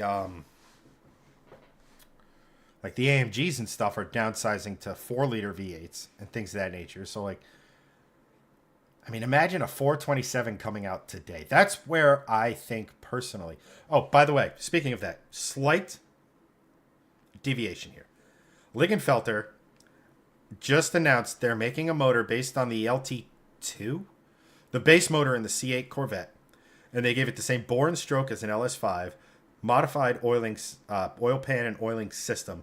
So if you want a 427 mid-engine Corvette, which to me sounds insane, that makes over 700 horsepower NA, Ligenfelter, call them up. I think it's like a 30 or 40. It's like a $30,000 engine, which when it comes to engines isn't that bad, especially when you consider that's a little bit more, but not by much, than an Illuminator Coyote based 5.2. But to kind of wrap it up, and then I will listen in as Greg sort of continues his thought process. To wrap it up, I think the C6 Z06, for what it can offer performance wise, is my choice. I love that car. And if you can make it a nice place to be, what's going to beat it? Greg, thoughts? Yeah, no, Go. I honestly agree with that because the C6 Z06 is that do everything sports car, borderline supercar, because it is. I mean, I guess I don't know if I should say borderline supercar because it really wasn't in that sort of realm yet. It was a supercar back in the day. I'd say, yeah, but so was the Lamborghini Miura, but it's not a supercar by modern standards. I would say by modern standards, the C7 Z06 really still, even to this day, is sort of the supercar vet start, if you will. Because I mean, that car beat a McLaren 650S around VIR for the Car and Driver Lightning Lap, and like that's always sort of rung true for me, because at that point it was like, okay, well, Corvette C5, yeah, it's a performance car, it's starting to get modernized, and it's definitely a good value sports car, really high end sports car beater, if you will. The C6 sort of upped that, and then the C7 was just like, okay, the Corvette is now a bona fide supercar. And then the C8, of course, has blown everything out of the water as far as price and performance is concerned, depending on what trim you go for. But the C6 Z06, I think, is the last like real bridge between the old school vets and the modern vets in that sense. Like, it has the big giant engine, like you were saying, like the cubic inches. It's 7 liters of V8 American Fury. Like, that is very hard to argue against. Like, the Jaguar F-Type R is great. It's a great car.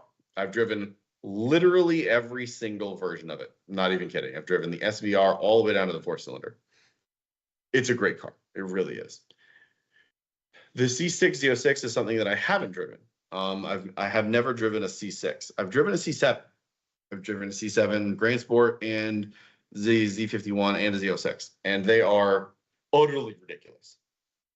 The C6, I would imagine, is just a lesser version of that with a worse interior and on a bit of an older platform. Um, I mean, it is one of those things where it's gonna come down to I need to drive them back to back, and whatever whatever my excuse me, whatever my heart is sort of going towards that day, that's probably the one I'd end up getting.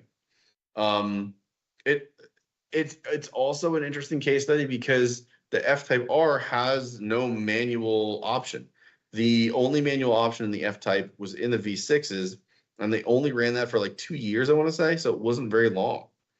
And I've driven that manual. I've also driven every V6 trim. That manual is it's not great. And honestly, the F-Type R has it's borderline too much power to make a manual work properly. Um, I feel like Chad's Mustang, since I've driven that, I do have a frame of reference for that. I feel like Chad's Mustang with the modifications he did, and if he ends up getting another Mustang and yada yada yada, then it will then still be like that GT 500 with a manual. And that manual I feel like is very approachable. If you slapped a manual in an F-Type R right now, just as is, I don't feel like it would be as compliant. I feel like you would have to really modify the hell out of that transmission and that car to make it work properly, even to get to the same level as Chad's Mustang.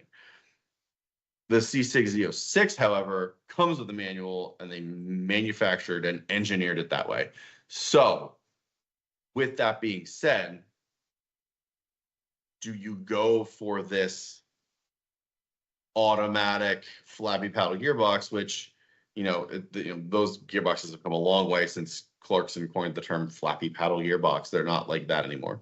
It's got a ZF 8-speed, which is arguably the best modern automatic transmission ever made. It's in everything, and it's just a ridiculously good transmission. It's reliable. There are millions of them out there, so parts are plentiful, as well as other transmissions. If you blow the transmission, you can literally find another one somewhere, guaranteed. Or do you want the manual transmission in the car? And then, to me, it depends. Nicholas, thanks for tuning in, man. I'll catch you next week. Enjoy the rest of your week. Have a good weekend. We'll catch you later. For me, I don't know. It depends, because I do want another manual car, but I also have a Volvo 240 that's getting built, two Volvo 240s that are getting built, both of which will have manuals. So it's getting late. Sorry, excuse me. Will that slake my lust for the manual? I don't know. Maybe not. But do I go Z6 Z06 for the manual, or do I go F-Type R for the classic good looks and the Europeanness of it and the better interior? Again, it really is going to come down to looking at them both on the same day and sort of figuring it out. For me, on paper, the F-Type R seems like a better call, just because it's automatic. If my wife had to drive it, she could. The potential for getting one with a warranty still is higher. So, I mean, look, we're both talking about 500 plus horsepower cars, and Chad and I have had this conversation a long time. 500 to 600 horsepower is really the sweet spot for cars and usable power.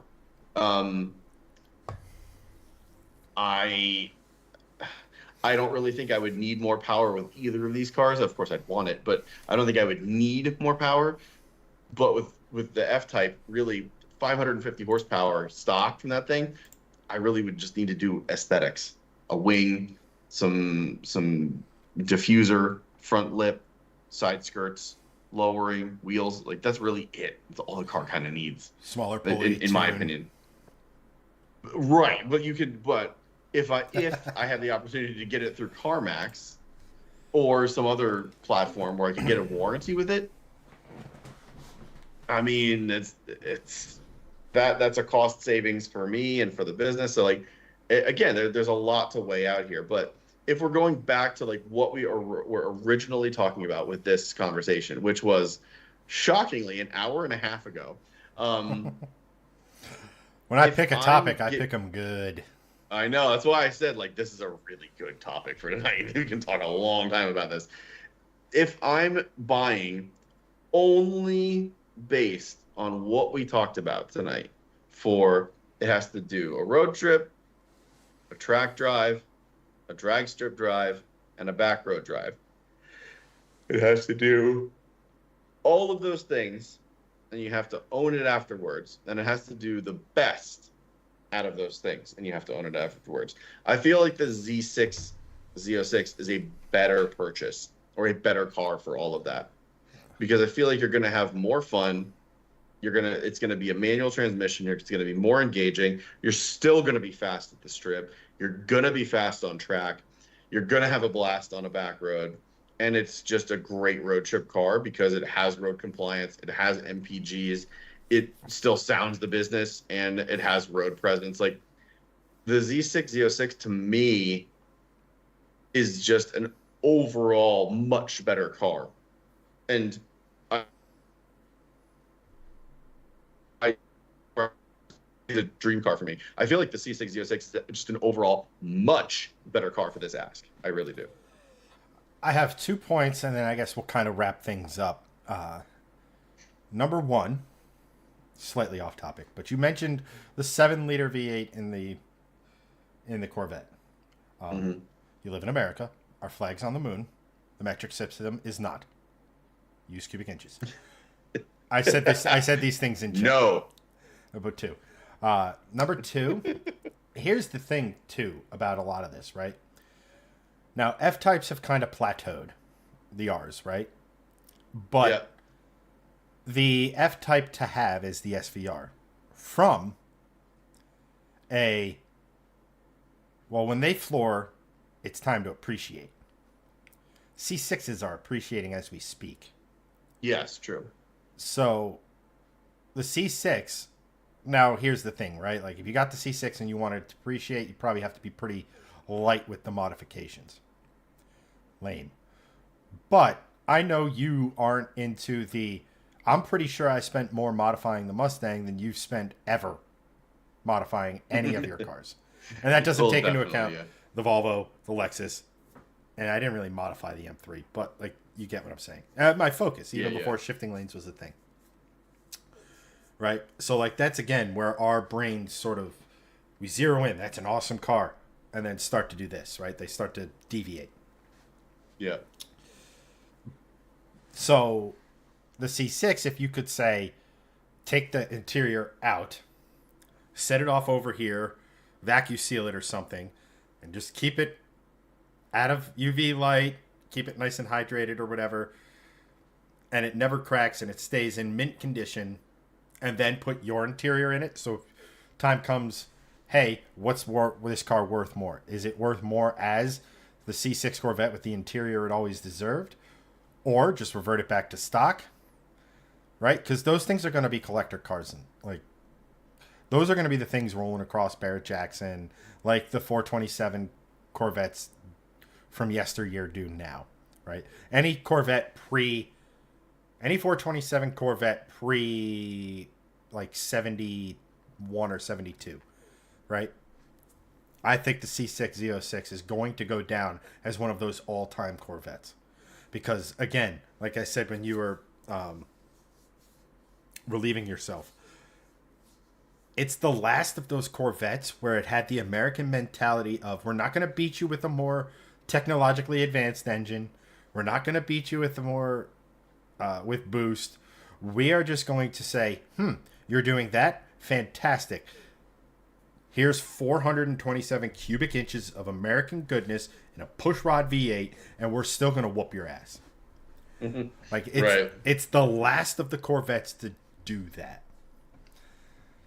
So, like I said, I think in 10, 20 years' time, these things are going to be very, very desirable, especially as more and more people modify them, as more and more people, there's going to be accidents with them. It's just the nature of the world we live in. Yeah. So from a, hey, honey, check out this new investment, and having the legitimate argument to back it up, right? Like, it just makes more sense to me. That's the route I would go. But again, I know you, and I know ever since that F-Type R came out and you first drove it, and all 3 inches of you were standing at attention. Like, let me put it to you this way: if we're making, Hey, wait a minute. if Vegas was, hey, it's worked twice, we know that. At least twice that we know of. So, God, I hope so. Yeah, me too. I can't deal with that. I don't know if society's ready for more illegitimate mates. God, especially with the girls you dated before Kate. At any rate, Agree. let me put it this: the Vegas odd makers have you in a Jag in 3 months' time, and it's like, I think it's like it's probably not even like, it's probably, to win 100, you're probably gonna have to bet 250. So what is that, minus 250? Yeah. If my Yeah. degenerate gambler is coming into effect here. I think the Corvette is an extremely intriguing option for you because I think a lot of what you like about it speaks to you. But again, this goes back to me talking to you, me knowing you, us having conversations and everything. I just personally think that you're going to get into the whatever car, drive it, then go test drive the Jag, and that's going to be it. As long as the financials work, right? As long as it's one of those situations where the finances make sense, I honestly think that's the route you're going to end up going.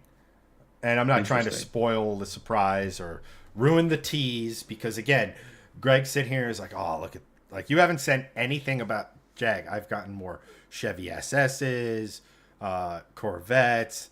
You sent me, what is it? Not the CSL, but whatever the CSL for the E9X generation was. Like BMW. The E9X comp? Yeah, something like that. Yeah. You've sent me all of those. More than you've sent any Jags.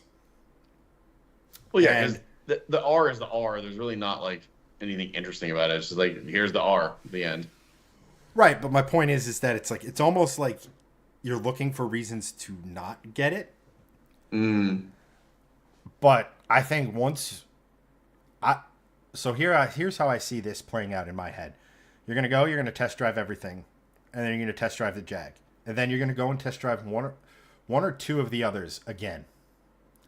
And there's just going to be something missing.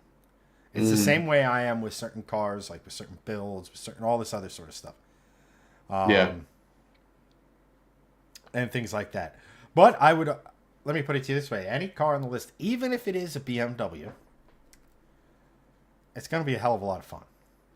Yeah, that's true. From a you owning it perspective to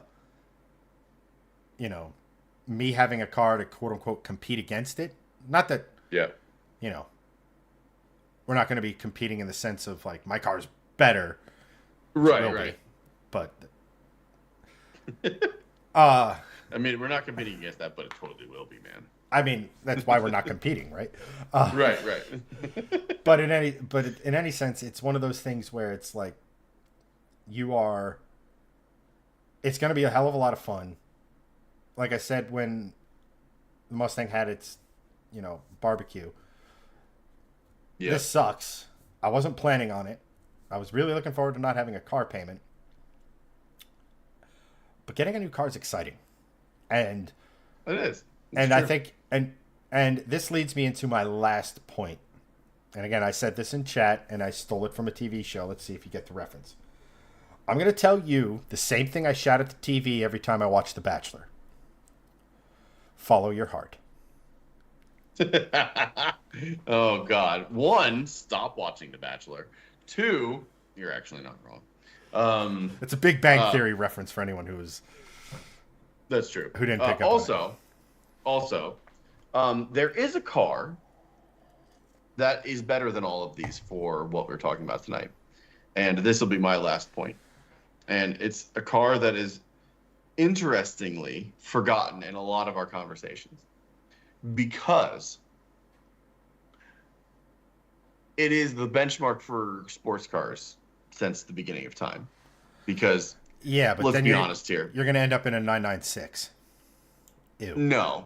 And but if we're talking about like, I know that this is like cars that we would buy, but if there is a car that would do this task the best out of anything on the planet for relatively inexpensive price, and I'm talking like you're not getting into the McLaren, echelon. You're not getting into the, you know, $250,000. Actually, you probably could with this car, but you're not getting into the $500,000 plus with this car. Is the 991 Porsche 911 Turbo. Yeah. That car would literally destroy every one of these things. It is an utterly insane GT car. Older 911s weren't like this. Like the old air-cooled stuff, the 964s, the 993s, even the 996s, they weren't great road trip cars. They're comfortable, but until you got to the 997, that's really the start of like the modern 911 being more of a GT and a sports car. Well, that's where GT and the 911 started. Right. Deviation. Exactly. So for me, like back road, strip, track, road trip car, the ultimate sports car for that is the 911 Turbo. And it is specifically the 991 Turbo because the 992 is just way too expensive. And the 991 hasn't hit that nostalgia, peak yet. So the 997s are starting to creep up. You can get a 997 Turbo still pretty reasonably priced. But the 991 is just that much better. And you can still get them for under $250,000. Again, we cannot buy these things. However, if we're talking about like the ultimate car to do this in, that is it. That is the one. Right. And like, here's the thing. For me personally, it would be a GT3 because right, same. I would agree. The turbo just because it's faster in a straight line. That's all. Right. But Andrew in chat goes, "What about a Porsche 935?" I wish I had that great kind of car, and but not great. But not great for this ask. And fun fact about the 935, the Kramer 935Ks that were dominant at Le Mans. One year they, nose? What's that? Slant nose. Is that the slant nose? Mm-hmm. Yeah, I thought so. See, that's something I've always wanted to do. Because like objectively speaking, the 996s are great cars, phenomenal yes, they cars. Are. Do a slant nose. Do a slant nose conversion on one of those. Yeah, that'd be sick. But fun fact about the 935K built by Kramer Racing, I think there were like the Whittington brothers or something back in the day, but they were like amateur racers, and they're like, we want to go to Le Mans. They're like, sweet, we can do that. And they're like, okay, here's a duffel bag full of money. And then the team is like, yeah, we want the pro to drive first. And they're like, but if he crashes, we don't get to drive it. I'm like, well, them's the brakes. They're like, that ain't gonna work. So they're like, buy the car. So they pull out another duffel bag of money, hand it to him. Well, that car ends up going on to win. I forget the year. Most notably, it was the year that Paul Newman finished second overall at Le Mans. Well, it turns out these guys, where they got their money from, well, they were, let's just say they were illegally selling medicinal products. Mm. It's one they were selling the happy. Yeah, it's pretty funny. And they still exist. Like their company still exists today or something like that. It's one of those fascinating stories of motorsport from back in the day that you just will never, ever see again today. Yeah, it's wild. So, and then Elliot, you mentioned the Chevy. That's a good place to wrap it. Yeah, and then Elliot goes the Chevy S. It's on Greg's radar, but... Yeah, but SS is cool because it's got an LS3 in it. But if I was going to buy an SS, I would sell the Polestar and get the SS as the daily. But the problem is, like, Polestar... SSs are cool, but I don't know. The Polestar is just cooler. Everyone, expects an SS, even though as rare as they are. Poland didn't. The SS is. What's that? I said Poland didn't. Yeah. Very good World War II reference. But the SS is one of those things where, it's cool, but for those truly in the know, the Polestar is cooler. Like, great example, and this is the last thing I'll leave it on because we've been over 2 hours and it's getting late. But there's a great coffee shop near us in Madison, New Jersey. It's called Sunday Motor Co. And if you ever get the chance to go there, you should, because it's a great place, good people, and the owner's awesome. He's a true car enthusiast. His name is Nick, and he has a Golf R. I think he has a GTI as well. Yeah, I think he has a Porsche 9. Oh, I don't remember what it is. It's a 912. Either way, he has an old Porsche.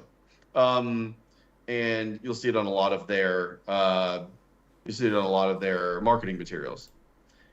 The other day, and if you go there on a Sunday, because it's called Sunday Motorco, and where we live is a very rich part of the country. We live in Morris County, New Jersey, which is one of the richest counties in the entire country, and we're not rich, but it's just where we were born, and we are still here. There is a stupendous amount of money in this county, where some of the towns, the slums of those towns, are the $4 million homes. So there's a shit ton of money around here. So if you go to this coffee shop on Sundays, you'll see McLarens and Lambos and Ferraris and rare cars and yada yada. You name it, you'd probably see it there on a Sunday. If you don't see it there on a Sunday, you'll see it the next Sunday probably. The whole reason I tell you this story is because Nick, I saw the other day, because I went there to get some coffee and worked there for a couple hours, and I saw him, and I've met Nick before. Really nice guy. He knows of shifting lanes, just because I've been there so much, and I got introduced to him through a mutual friend, and he was like, "Oh yeah, did you roll by here on this past Sunday?" And I go, "Yeah, we were gonna stop by. I was gonna stop by with my boys, but." My oldest had a lacrosse clinic, and we didn't have time, so we went to Dunkin' Donuts and got a donut for him instead. Because I try to bring the boys there for cool car culture, and they have great pastries, and they're 4 and 6 year olds, so they just go for the sweet treats. They don't care, but they like the cars too. Either way, Nick was like, "Yeah, I saw you roll by, and I was standing in this crowd of like 7 or 8 people, and there's McLarens and Lambos and Ferraris as far as the eye can see, and I roll through, and I'm not revving it like to crazy, but I had it in like 3,000 or 4,000 RPM in like first and second gear, and 3 or 4 of the guys snap their heads and go, 'Whoa, is that a Polestar?' And this was like a legitimate story that he was telling me, and I'm like, that's very cool to me, to be able to 100%. Be in a sea of exotics and people still recognize your car. That's very good. And I didn't buy this car to have that kind of recognition or anything like that. You didn't do it on purpose. I totally did. No, I want the attention. You didn't do it on purpose, but the net result of the reason why you like Volvo, why you like the Polestar, why you like the V70R is effectively what garners that reaction from people who know cars. Totally. They know that it's a Volvo and it's special. Now, I'm not saying you did it for the ego trip, because frankly, it's almost 99.8% of that is just going to be dudes. But like totally. But again, it's a subconscious thing, and that's the cool. That was the coolest thing about driving your V70R around was. People would they would hear it and they'd be looking like, what is that? That sounds cool. And then like a Volvo wagon drives by and they're like, right. Huh? What is that thing? Yeah. Again, I agree. That's extremely cool. I like it to the sense that it's not expected, but also to the sense of just like, I didn't buy it for the ego trip. I bought it for the rarity and how it sounds, but I also bought it just like, it's a great conversation starter with other car enthusiasts, which is the whole point of like, why we want to own cars is to like talk to other car enthusiasts about not even just our cars, but like it's this car, and from at least I know, but for me, like to be able to talk to other car enthusiasts, like I'm a very personable person. I'll go up and talk to you about your car, whether I have this thing with me or not, doesn't matter. But it is the best icebreaker in the world. because you roll up and people will be like, "Whoa, is that a Polestar? Yeah, cool. What are you driving?" And then you talk to other car people. Like it's just a very easy, natural progression. And I mean, the reason why I bought it is because it's a very reliable kid hauler that was sort of the best combination of my last two cars, which was the V70R and the E90 M3. That's basically what this is. It's those two cars rolled into one, which is cool to me. And just the fact that it's rare, people recognize it, are just bonuses, which is great. And it's to me, it's that rare, cool car that opens the door a little bit to to talking to other people, which is cool. And I just thought it was really interesting that, even in that sort of setting where you have exotics all over the place, you roll by in a hot wagon and people still are just like, nice. Because it's almost rare. That's cool. Well, it is. And that's the thing. Like, this is one of 245 ever in the United States with the inline six.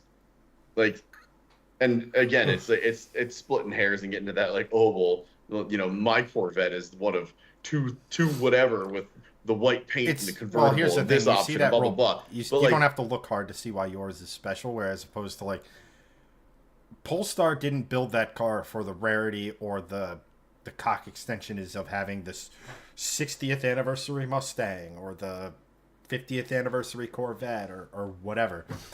yeah, They just made it because it was cool, and they didn't send a lot over here because they didn't think they were going to sell a ton of them. right. So Well, the rarity was more genuine as opposed to almost not I guess artificial might not be the right word, but that sense of okay, Bob buys a Corvette every 3 years. He said he loves this one and may not have to buy. How do we get him to buy the latest and greatest when it's effectively the Right. same? Okay, we're only going to make 500 of these, and it's going to have a little dash emblem and a special little badge, and slightly different interior, and it's going to be rarer. It isn't, because for me, when I look at rarity of a car, the driveline is a big part of it. Mm-hmm. How many cars have this driveline? Well, when Corvette did I think it was the 50th anniversary, 54, or the 60th anniversary. It was in the C6 era, but they did a 427, and all it was a Z06 with slightly softer suspension, but the exact same driveline. Right. Like, the Polestar's rare because of genuine. Like, we're not going to make a lot of these. We're going to make even fewer in wagon. And again, most car enthusiasts, and I guarantee you, most people in the chat right now would agree with this. One of the coolest things you can do is a fast wagon. Right. Yeah. True. Because you get all of the fun of a sports sedan with nears makes no difference the practicality of an SUV. Right. And that's the most Volvo thing ever. This is the same company that held the Nürburgring lap record for sedans with the sedan version of this for a year. Didn't say a damn word to anybody. They literally broke the record and were just like, oh, let's just not say anything. And then a year later, they're like, when someone broke the record, it's like, oh yeah, by the way, we held that. Like, this is the most Volvo thing ever. Like, they don't really care. They're just like, we did it. It's cool. But that inherently makes it cooler because it's that unironicness of like, they're acting like it's not cool, and you're like, damn it, that makes it cooler, son of a bitch. Just like, or like when someone just like nonchalantly, like, shit, cool. It makes it so much cooler. It's like that person who's cool but doesn't like have the ego to go along with it. Right, exactly. And that's especially Volvo. It has that air to it. See, so. what I love about the Mustang is that it's a spicy. That was like a spicy Mustang, and people avoided me. Well, that's because you had like a rev to 3,500 and let off, and it was just like, psh, and they were like, oh, ooh, yeah, don't mess with that one. That one is spicy. It will blow your doors off. That one's the one that isn't in the crowd. That one will actually wreck you. Don't do that. My biggest thing with those is, so I've always told the stories about like the import kids, and like I'm not shitting on them. Like they don't know any better. I was a dumb kid once too. But I've just started. I had another interaction the Saturday before the Mustang fire, and I was just like, all right, I don't want to be a dick, dude, but come here. Kind of tires are those? Oh man, R888Rs. Those are like hardcore, like track tires, like for the street, man. Like, yeah. I go, look at this number, 325, and like you started seeing him doing the math in his head. It's like, Yeah. okay. And I go to the front of the car and tell me what you see, and look really close at the grill. Is that a front mount? Like you could almost see him like, oh fuck. Like, You're like, should and I go, not mess with. and I go, yeah. I go, here's the thing, kid. Like, and he was probably early 20s, and he had a really nice RSX that I think full bolt on, and it had some head work. So he was knocking on the door with 300 horsepower with it.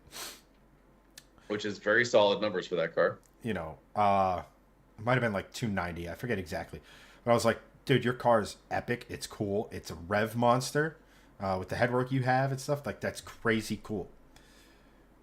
Word to the wise, you ever hear the phrase "youth and exuberance is no match for old age and treachery"? Yeah. Like, or never underestimate an old man in a young man's game, you know? Yes. And I was like, all right, couple of things. Number one, if you're going up to someone, gray hair, dead giveaway, they probably know a thing or two. Yeah. Not all the time. And I go, number two, these are just the things when you're walking around a car, check out. Because, like, I love your car. I was a JDM kid for forever. There are JDM cars that I would absolutely get into again, should I become financially able to, and everything. I go, the whole concept of, like, JDM versus domestic, and, oh, I got something for you, blah, blah, blah, and that sort of thing. It's like, take a step back, think about what you're going up against here. Yeah. And I was like, that's all. I was like, dude, I'm sorry. I'm like, dude, don't apologize. Just everything in life is a learning experience. What you take away from it, what you learn from it, and how you apply it moving forward is how you grow as a human. Like, I'm not the person who's going to sit here and say someone, like my buddy Miggs was in the chat earlier, and he's like, Mopar or no car. I love Hellcat. He's got a Hellcat Charger, by the way. Ooh, nice. So, like, you know, again, closing thoughts. If you love it, drive it, enjoy it, have fun with it. We all derive enjoyment from cars slightly differently. You know, for me, it's the making it my own, to making it a little extreme, to making it a little this. For you, it's that sneaky cool, that understated cool, that being slightly less cool than Chad, which is totally fine. And I'm okay with that. You know, and that's totally fine. You know, Andrew, Elliot, Anthony, Doug, all of those guys, Steve, everyone, Sean, everyone of our supporters and stuff like that, they all love cars for something slightly different than the next person, and that's what makes car enthusiasm great. That's right. If we all liked the same stuff, we'd get bored. Yep, agree. And so like what you like, buy what you buy, and enjoy it. The end. Follow your heart. Thank you. Who's the host of The Bachelor? That guy? I have no idea. It was Raj quote from The Big Bang Theory. No, yeah, I know, but there's like a guy that's been doing it for like 20 years or something. Like, I want to say Ryan like Seacrest, but that's wrong. No, but it's that generic white dude. Yes, it's that guy. It's like it's Colin Ryan something. Seacrest light. Yeah, that guy. It's that guy. It's 100%. Yes, follow your heart. I think I got a shirt idea. But at any rate. Yes. Oh, yes. Agree. We're going to wrap it there, guys. Everyone, just for watching, thank you so much. If you liked the stream, shared it. Even to those who sent the stars, thank you so much. We appreciate you guys more than you know. Greg and I are working on in the background of figuring out dates in this summer. Yep. To get something together, to have everybody together, to have a nice little hangout and everything. But for tonight's show, that's going to be a wrap. I'm Chad. That is Greg. Oh, I had it right the first time. Wait, put it back up. Come on. There we go. Later, guys. See ya.